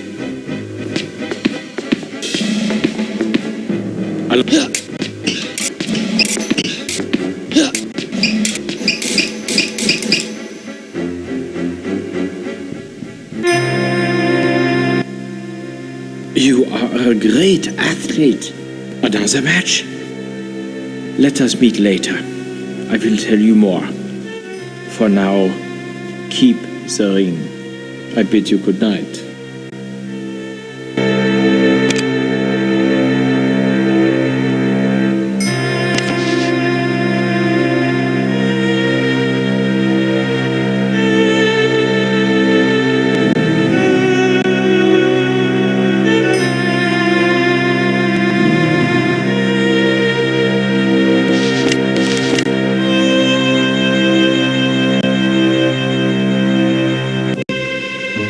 I say, how are you getting on? Getting on? We use gangplanks, if I remember. Quick as a cow, she is. Seen Guggenheim about? Such a gentleman, extremely attentive to the ladies. Especially his mistress. They say he stashed her on board somewhere. Really, Henry? Not Mr. Guggenheim? The Titanic's not a damned rectory, you know. But Henry... Quite the randy old goat from what I hear. My goodness, I've forgotten completely. I have a message for you. Mr. Trask in D2 said you were to meet him where honour and glory crown time. Where honour and glory crown time? What do you think he meant? Good night.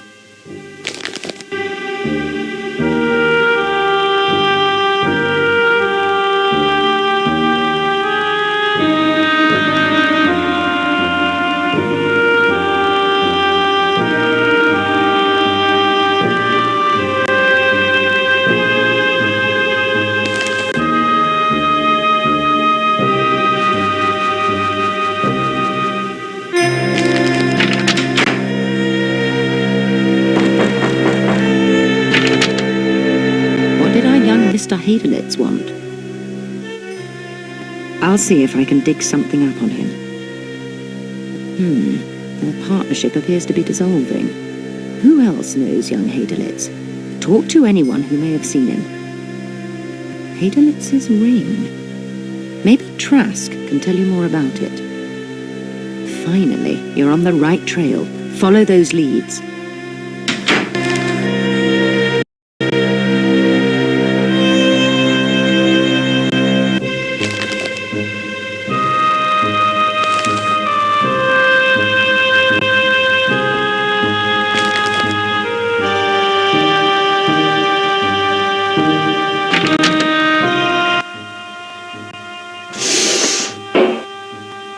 Only I'm allowed to access the cargo manifest. What do you want? Perhaps.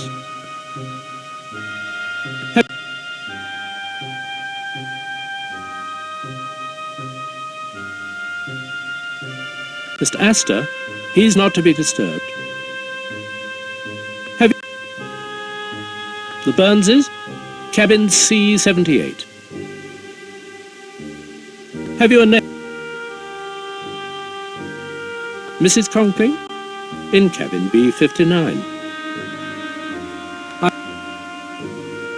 Very good then. Good night.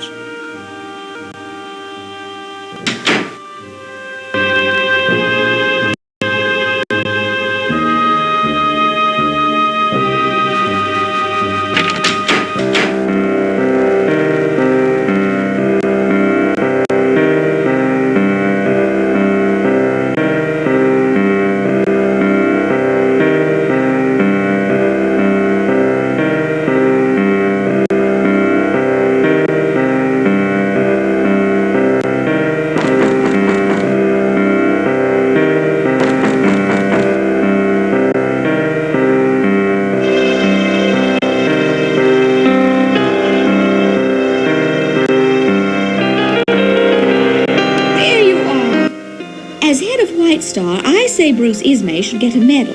I was at his table this afternoon. Food exquisite, really. It's Mrs. Candy. Helen. My dear, I simply must run. Lovely chatting with you. Goodbye.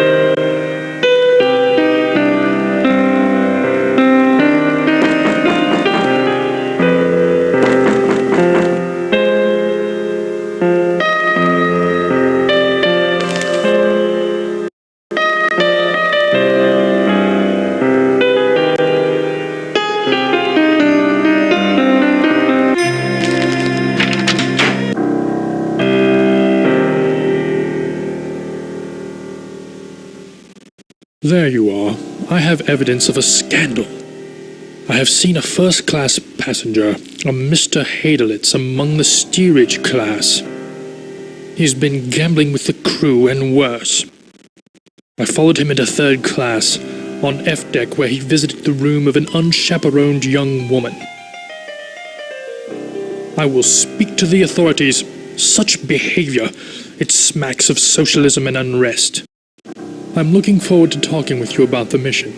God needs your help. Thank you so much. I will call on you tomorrow. Good evening.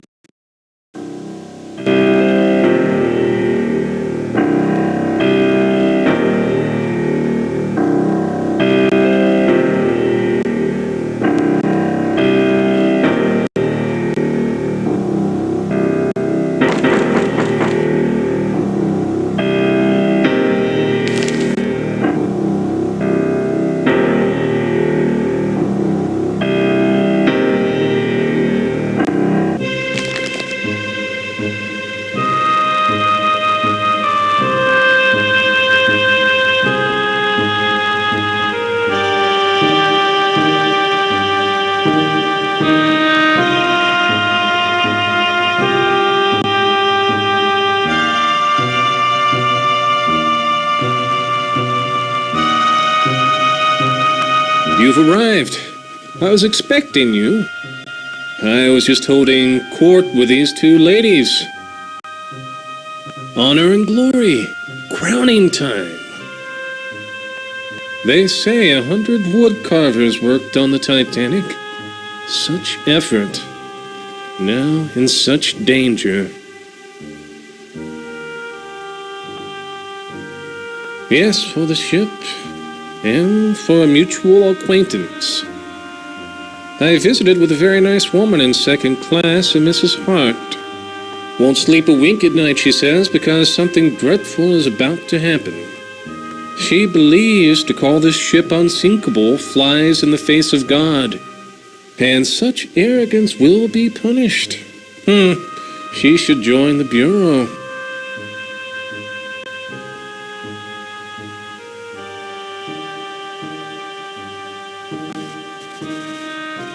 A painting. The artist clearly no master. Take it away. It makes me uncomfortable.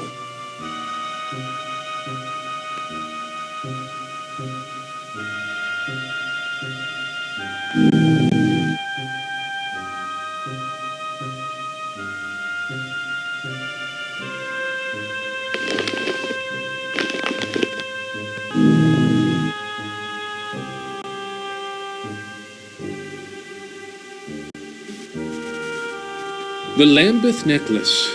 It will come in handy before the night is over.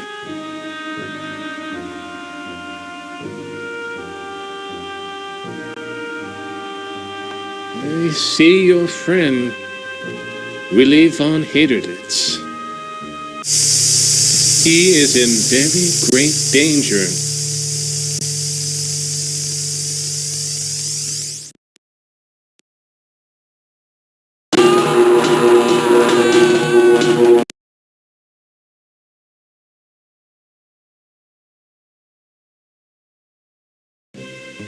The ring. Yes, did you notice the Russian characters on the inside band? Willie has a hidden life. There's a girl, a pretty girl. Haderlitz knows her. Show her the ring. She'll help you. Good luck. Good night.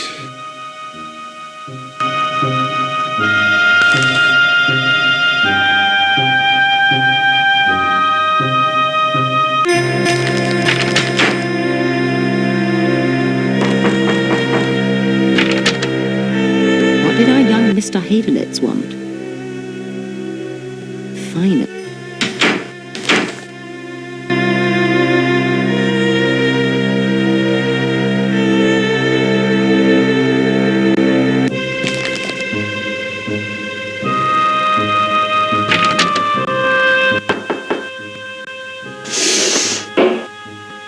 Yes, can I help you?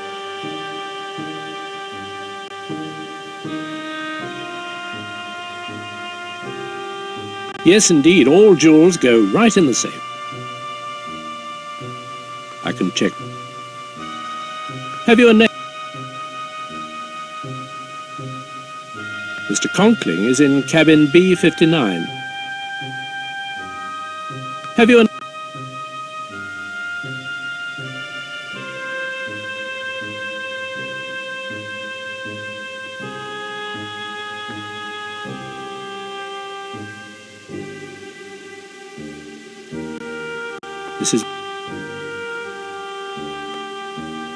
Mrs. Limehouse and her daughter Clarice are in cabin D19. Mrs. Limehouse, I live...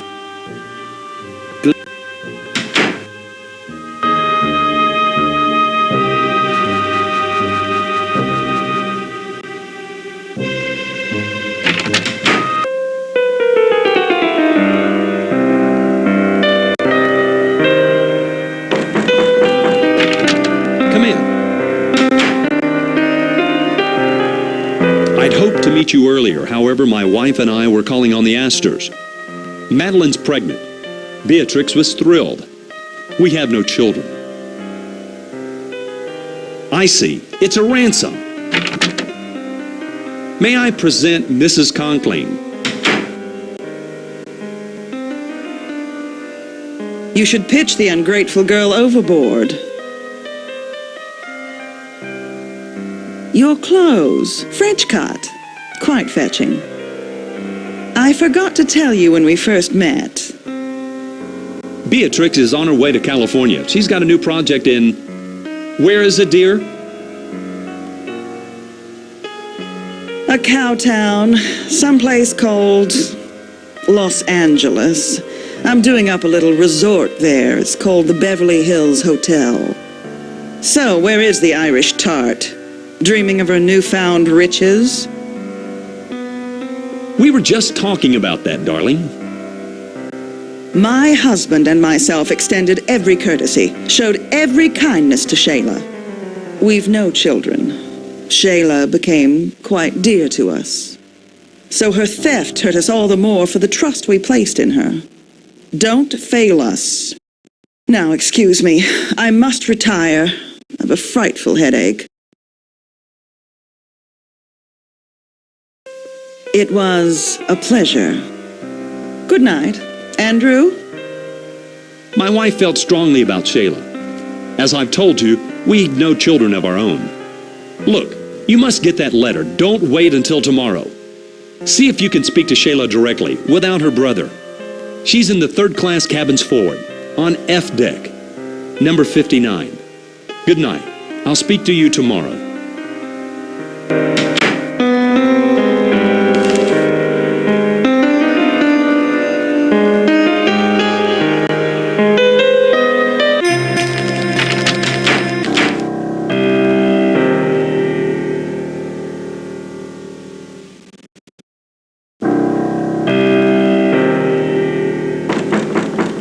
Jack, is that you?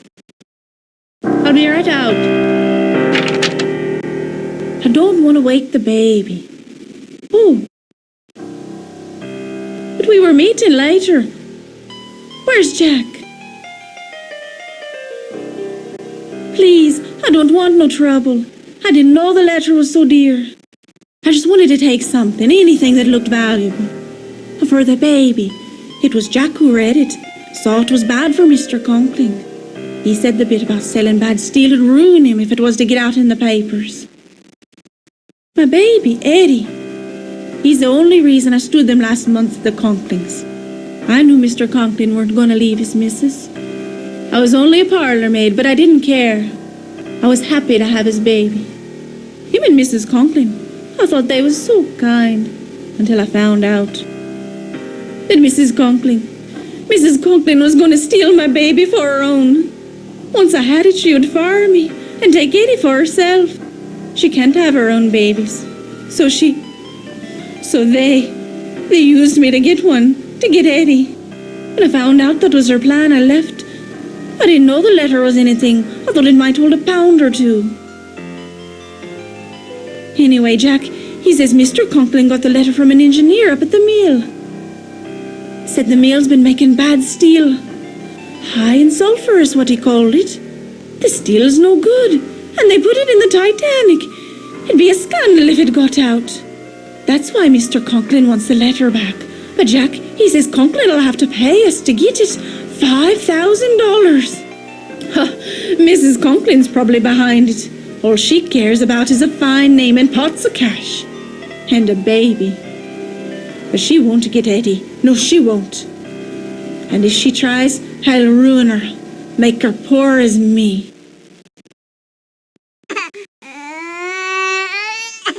Oh, that's Eddie. Bye. Don't forget about our meeting.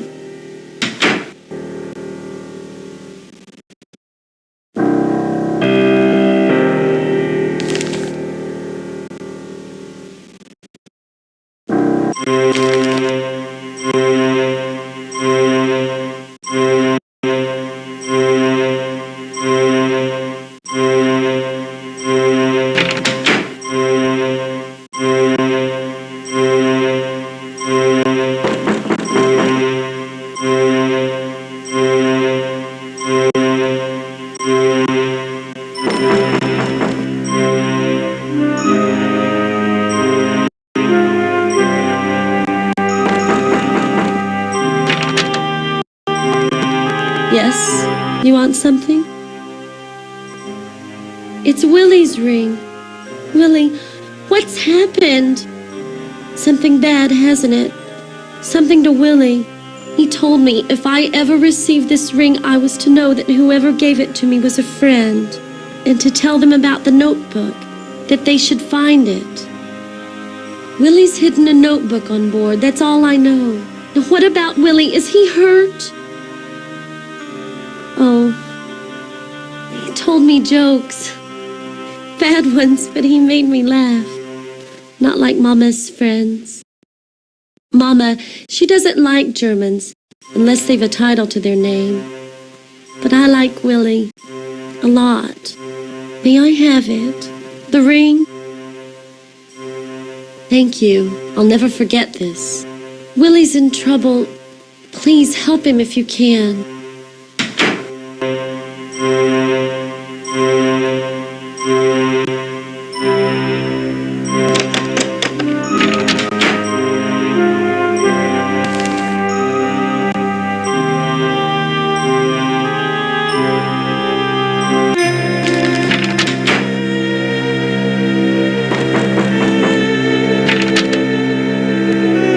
Quickly, there's not much time.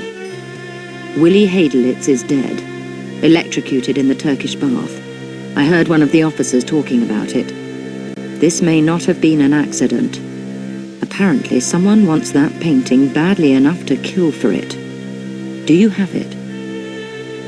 Smashing. Splendid job. Look here, on the back.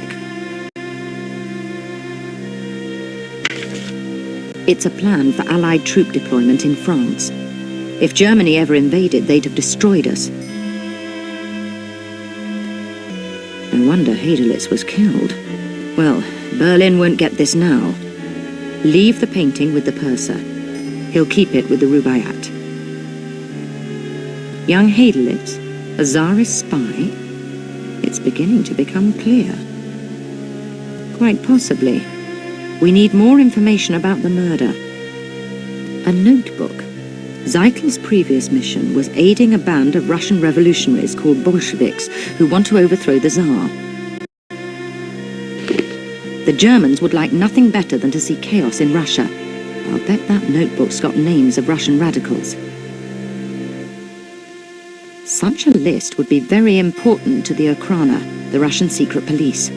With it, they'd root out the Bolshevik ringleaders and eliminate a threat to the Tsar, which would certainly help the rest of us. If Hadelitz was murdered, you'll need protection.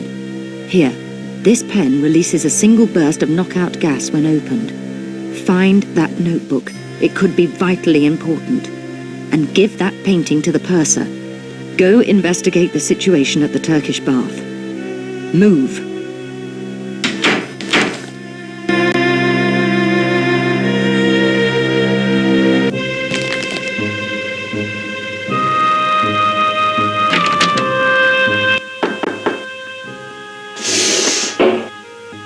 Yes, can I help you? What can I do for you? Glad.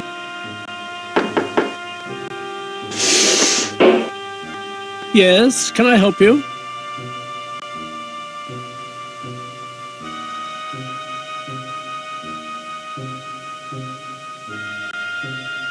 A painting, is it? I'll put this in the safe.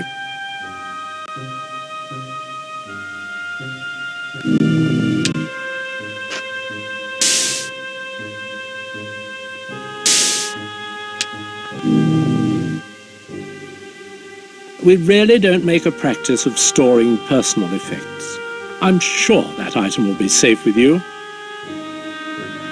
As purser, I arrange dinner reservations, rent deck chairs, the usual shipboard duties. Have you a name? If you do, The Burnses? Cabin C78. I live...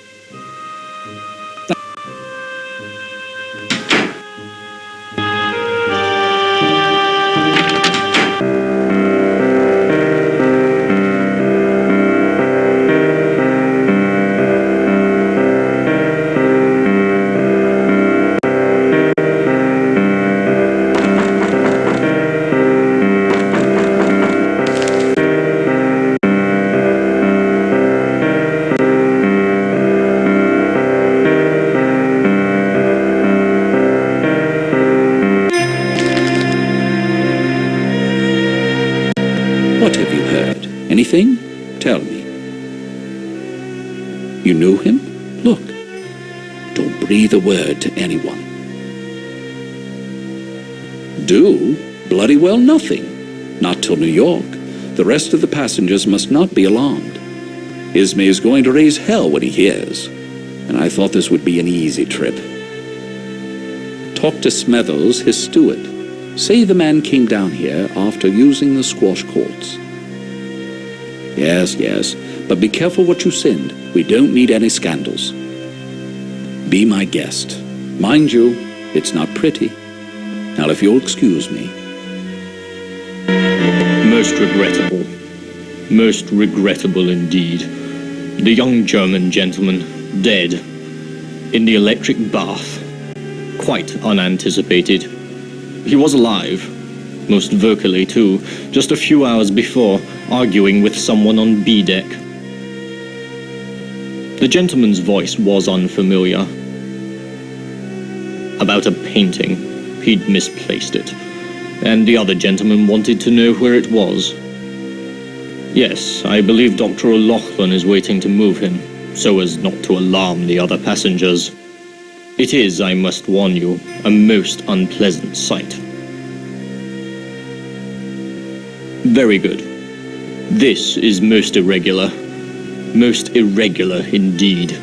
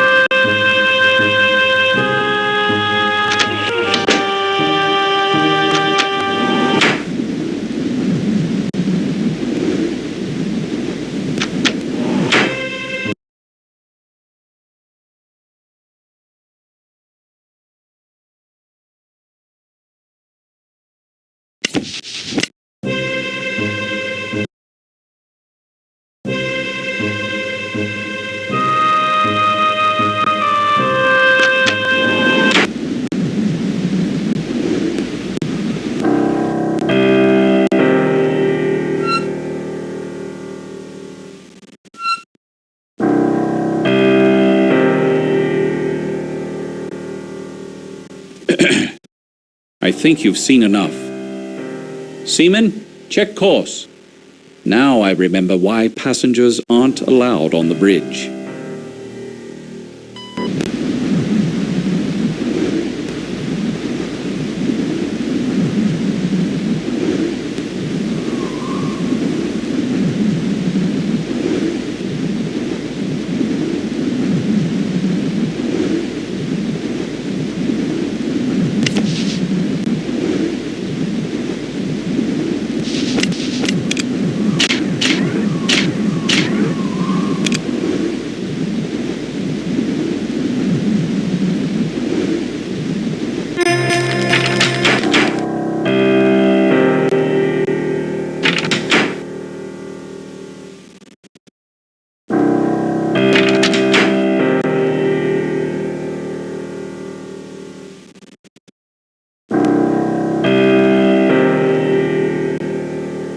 Christ almighty wonder. You has a face ache, ain't you? Rooming the ship, hooking your nose into everyone's business. Just who do you take me for now? One of those la-di-da millionaires up top? Jack Hacker keeps his word, honors his promises. When I saw you coming, I says to myself, they'll be wanting to know about him.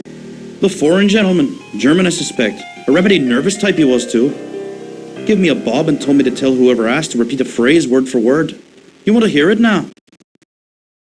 But still the vine her ancient ruby yields, and still a garden by the water blows. Yeah, that's it. Here, he wrote it down.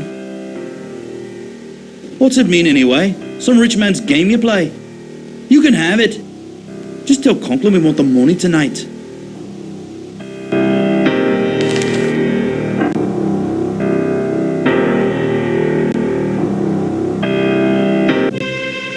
Fancy meeting you again. Snooping about the decks again? What fun!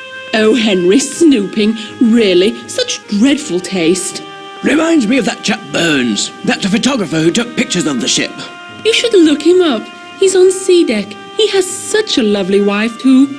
I say it's late. Must run. Goodbye.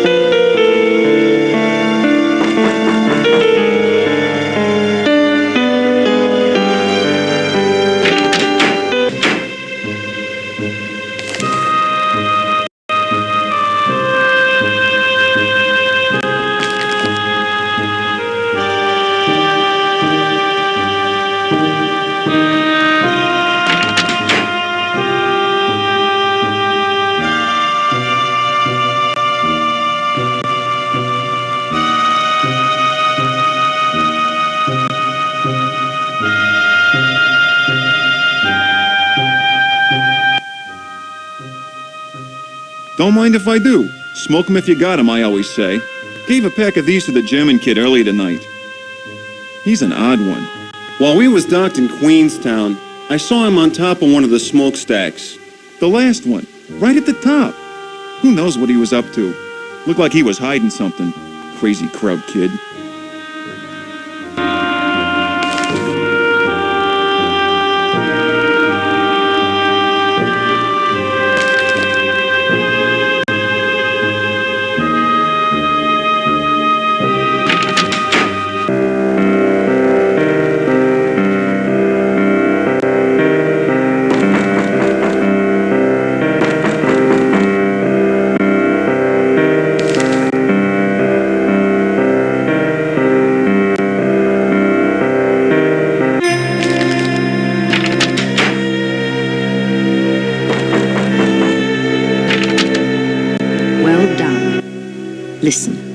I've discovered the only way into the smokestack, through the engine room. Find that notebook.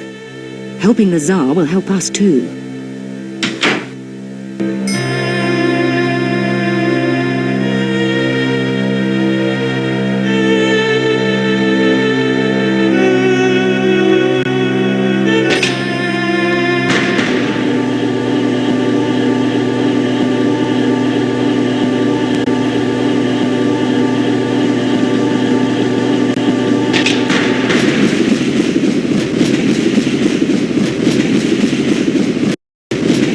She's still running rough. You're so clever last time, you cared to have a go again. Here, take a look at the instruction manual. You might have better luck than me.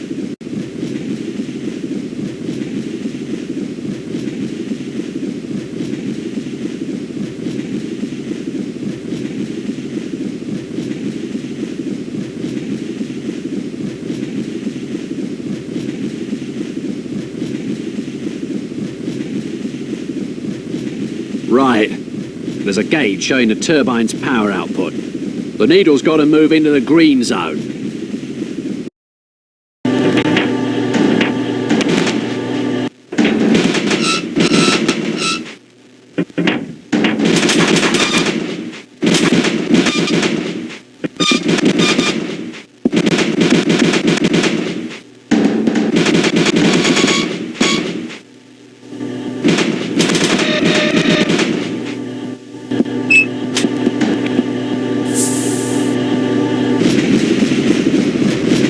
Cheers, mate.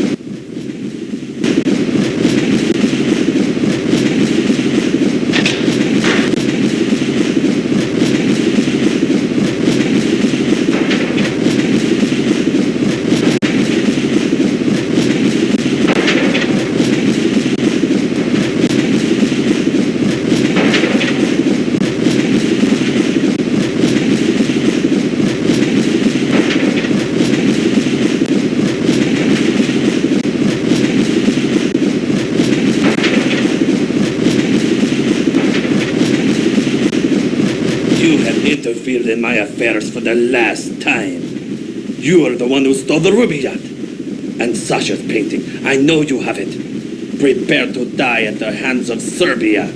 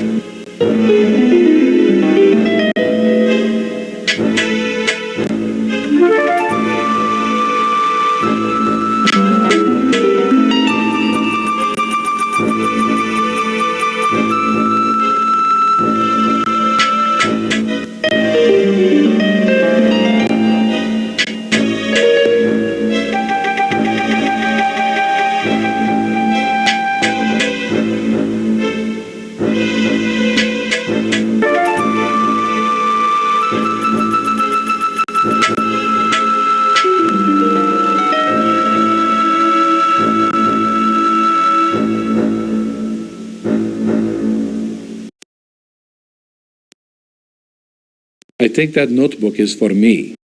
Please. I know exactly who you are. The agents have our secrets, yes? Thank you for finding it. Willie would have appreciated your effort. Cold, isn't it? I've maintained climate is the crucible of civilization. Culture blooms in the temperate. It is the tropic and Arctic zones which breed barbarism. Russia, for instance. In that notebook are names of anti-Tsarist Russians, revolutionaries living in exile. Germany supports these men. They are called communists. We provide assistance, small courtesies, and, wherever possible, financial encouragement. One of these men is moving to Krakow soon. Charming city, Krakow. We urge Willie to befriend such types in Vienna. He kept a list of such men for us, or so I thought. He was a Russian agent who was going to turn those names over to the Okhrana, the Russian Secret Service. Dave would kill them. Secretly, of course, but kill them just the same. Think. With the revolutionaries all dead, the Tsar would be secure on his throne. That should not be allowed. Not when there are wars to be planned for. Now then, the notebook.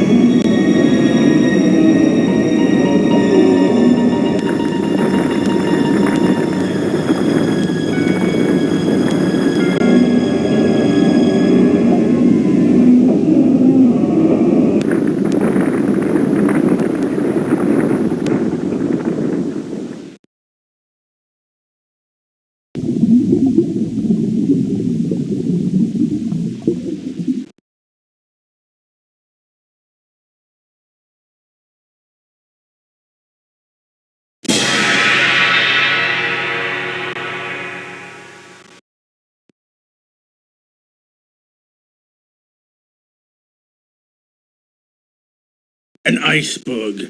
They've run into an iceberg. The idiots! I will be taking that notebook now.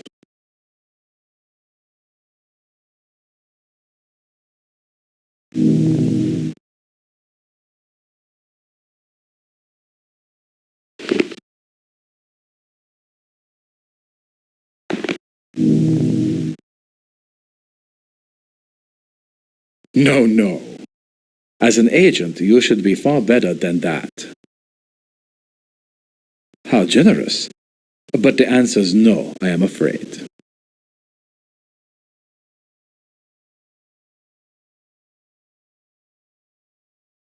Thank you.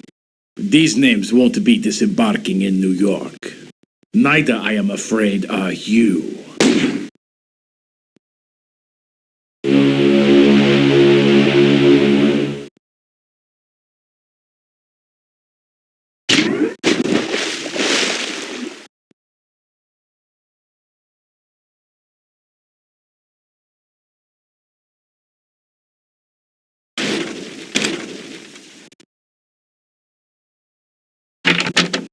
'Twas a poor shot, that. You'll live. But for how long is the question? We've struck an iceberg. The incompetence, the idiots. That was an hour ago. The captain's called women and children to the boats. It's serious. She's sinking by the bow. She's got about an hour left, maybe a little more. The Rubaiyat. And a fine time I had getting it back from the purser. It's safer with you now. I've the painting. Take it. Here's your necklace from the purser. Zeitel must have hidden the notebook. Perhaps it's in his room. Cabin C, 59. The notebook lists the names of Russian radicals. The Germans actively encourage Lenin and other revolutionaries. You must recover that notebook. This information is vitally important to our Russian allies. I know you're hurt, but the Titanic's sinking. It's not going to be easy. The lifts have been shut down for good. We must get the evidence off the ship before it goes. So, up we go. Now get cracking.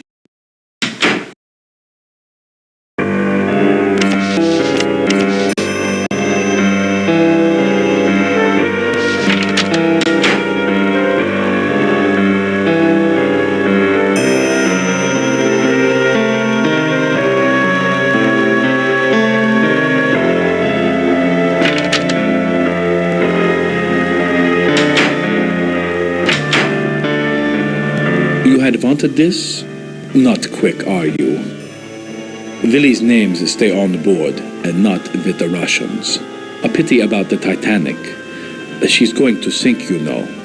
I have it from Andrews, the builder. Poor fellow is in a state of shock. He is giving her about another hour at best. Make yourself comfortable. The bomb on the sofa will take care of everything else. What remains will go down with the ship. With, it appears, most of our fellow passengers. I will leave the notebook with you. A little bedside reading. Now, please excuse me. You think so? Excuse me, will you? I have an appointment to keep. Goodbye.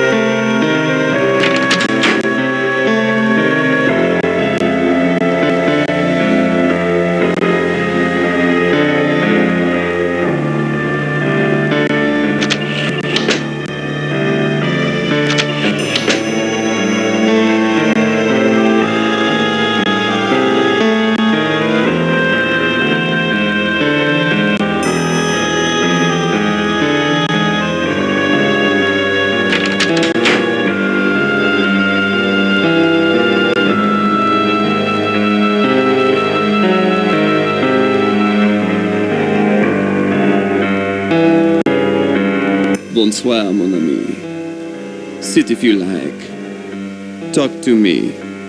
The Titanic is dying, but the games are still being played. Even here. Is that why you have come? For a game? To while away the time? My stakes? Why, mon ami, we play for souls. At least a substitute thereof. We must play for something real. Something a man would die for. Regardez. A carte d'entrée. A pass to the lifeboats. With this, you have life. Looks familiar, eh? If you win, it is yours. What do you wish to put down in return? Then we will play for honor.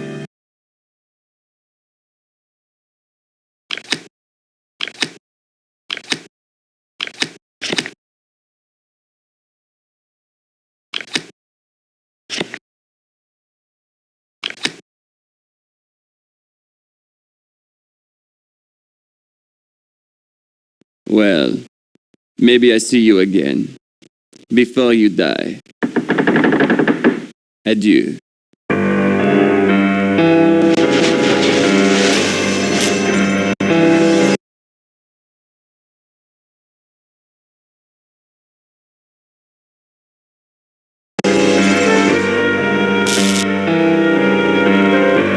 Care for a game?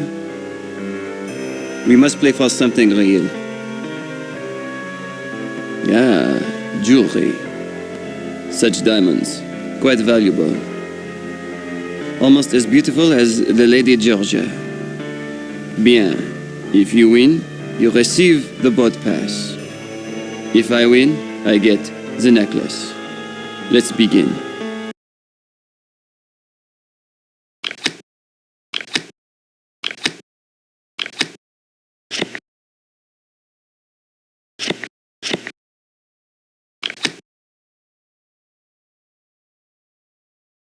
You win. Here. Deliverance. Of a kind. Try your luck? Well, maybe I see you again.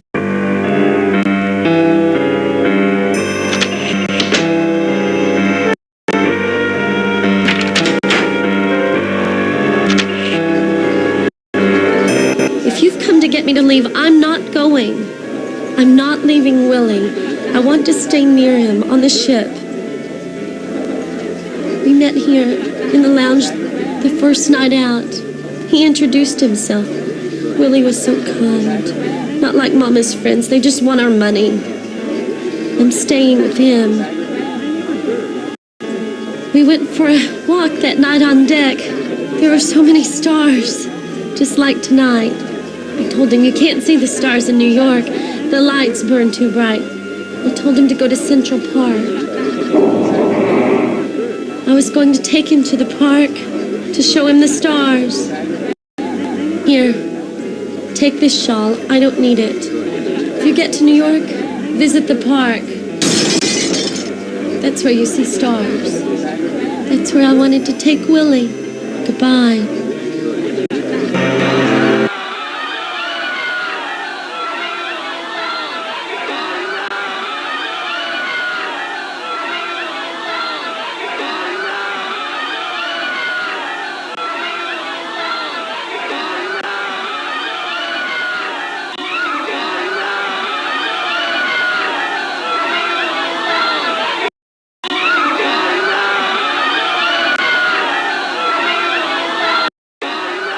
Stand back! Ladies and gentlemen, maintain order! Women and children board first!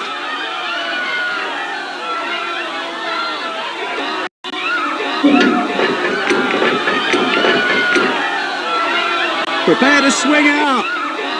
Lifeboat away, sir!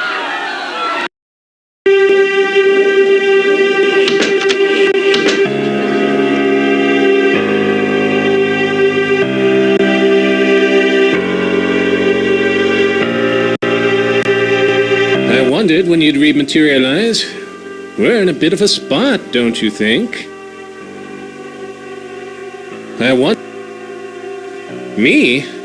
My lord, no, I'm too old and too fat for small boats. Besides, after spending my corporeal career communing with the beyond, I'm not too worried about joining it now. But what's still unknown is what you will do. Don't you see? You've changed the past. You've had that chance. What you do now will change the future. Don't fail.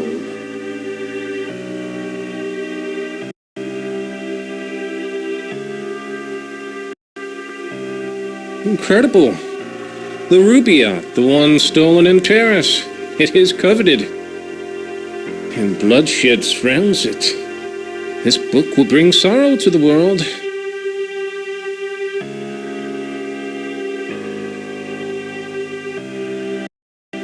Use this wisely.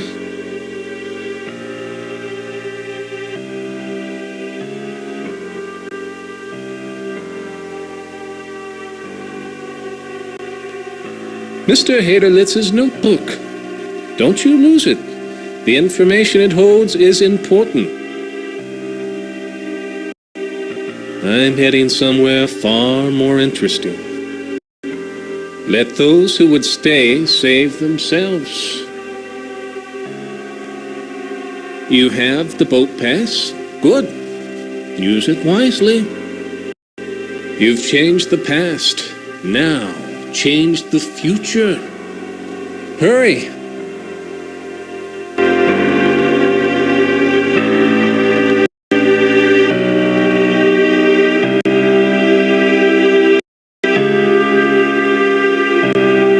You are proving surprisingly hardy. So perhaps you'll honor one more request. The evening's last, it would seem. Oh, but you must. You could save a life. The Lady Georgia's, of course. I've poisoned her. If you decide against helping me, she will die. But if you cooperate, the antidote for her. Why, there goes Mr. Ismay.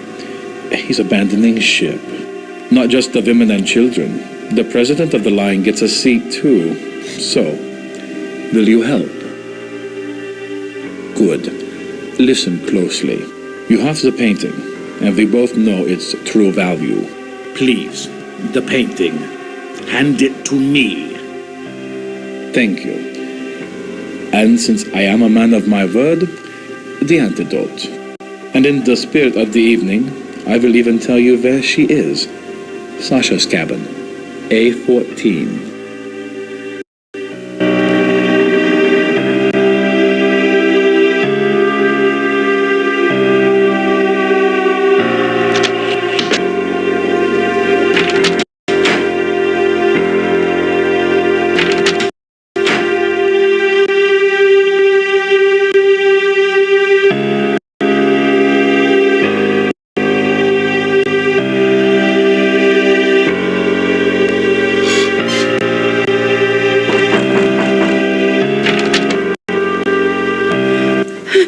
Help me, please. Quickly.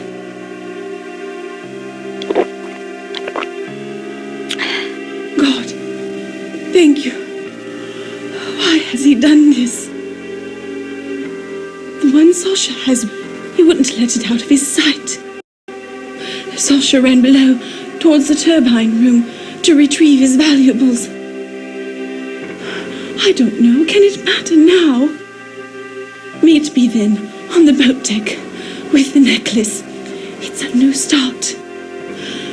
Go, now. We'll leave together.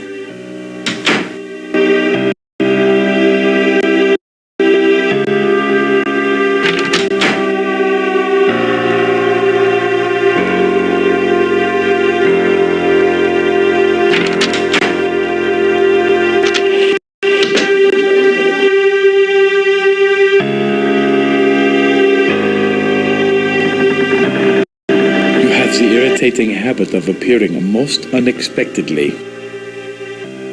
Ah, such disapproving looks. And you are wrong. I will leave the ship alive. Get me off this ship and the painting and its plans are yours. I am a patriot, but I prefer to be a living, not a dead patriot. I think Mr. Riviera has given you something, yes? Do we make a deal? The pass for the painting. A deal. But first, the pass.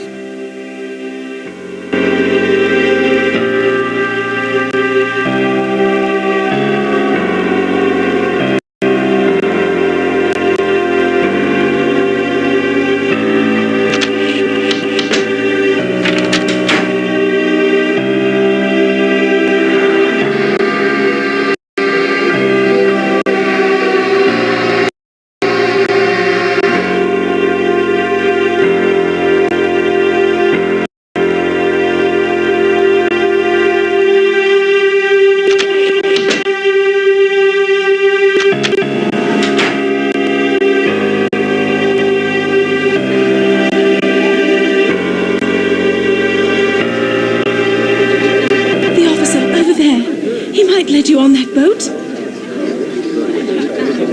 Hurry. Oh, God, please, hurry. Stand clear. Back now. What is it? 6 and 8 have gone, but my orders are to wait on numbers 2 and 4 here.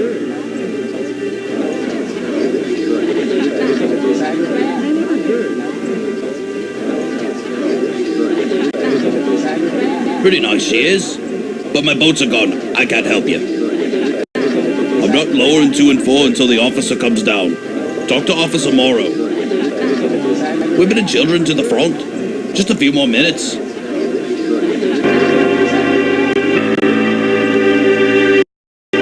No one's allowed on the bridge. Captain's orders. Stay with the others.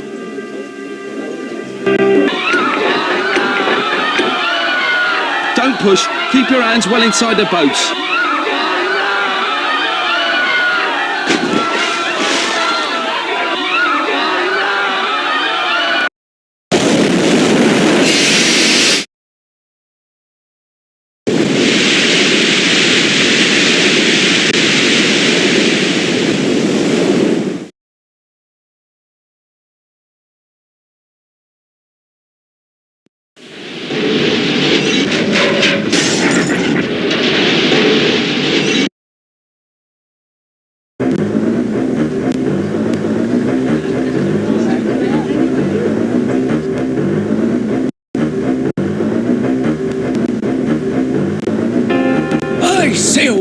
Absolute madhouse, don't you think?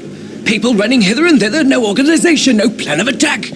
Henry doesn't think the situation calls for panic. Lunatics, all of them, running about like rabbits with a stoat at the hole. The lapse in social order is absolutely shocking. Boats! Ha! If I were captain. Such people, they're not dressed for the first cabin. Like those 2 immigrants on the second-class stairwell. Really, something should be done. The woman's quite upset. Sodding foreigners! I can't possibly get in these boats. I agree. Packing the women off in such crowded quarters. Frightfully cramped. Like tinned mullet. The Titanic is perfectly safe, isn't it? I say, I'm in need of a gin. Not now, Henry, not now. The officer there, he wants me in the boat. They say the smoking room's still open. Goodness, I do believe I hear running water. Perhaps we can play a few hands with that Frenchman. Henry, I do think we should stay here with the boats.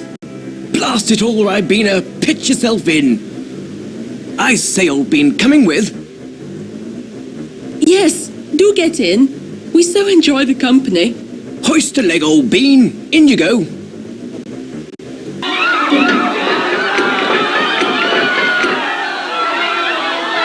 Tell them we did our best. Tell them...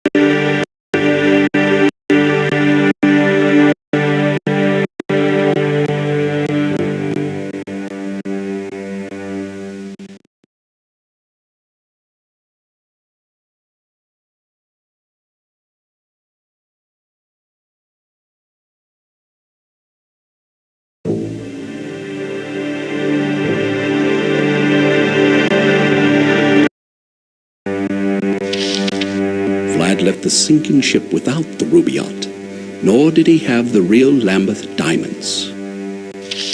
The Black Hand never got its funds, money intended to finance a wave of terrorism across the Balkans. One of the intended targets, the heir to the Austrian throne, Archduke Franz Ferdinand. His murder might have started a war. We were lucky. We got peace instead. As for the painting, it left with me. The plans proved useless. In the month following the sinking, the War Office scrapped the proposed deployments in a cost-cutting measure. But the canvas? As the only artifact saved from the Titanic, the painting became famous. Along with its creator, a rather excitable Austrian named Adolf Hitler, who makes a lucrative career to this day, peddling overpriced alpine vistas to the carriage trade. I left the ship with Willie's notebook. Eventually it found its way to the Russians. The Tsar's secret police were grateful, and the names Stalin, Lenin, and Trotsky vanished from history. The communist revolution aborted. I didn't really realize it then, but that night 30 years ago was one of history's most crucial. Though the Titanic carried 1,500 to the death, a peaceful world would be their epitaph. Our mission was a success. With no wars or bloody revolutions to derail us, prosperity and progress has flowed into every corner of the globe, bringing humanity a security known only to the privileged few before the Titanic sailed. Today, on April 14th, 1942, I am leaving the service to retire in a world at peace. One can only imagine how different it could have been, would have been, if we had failed.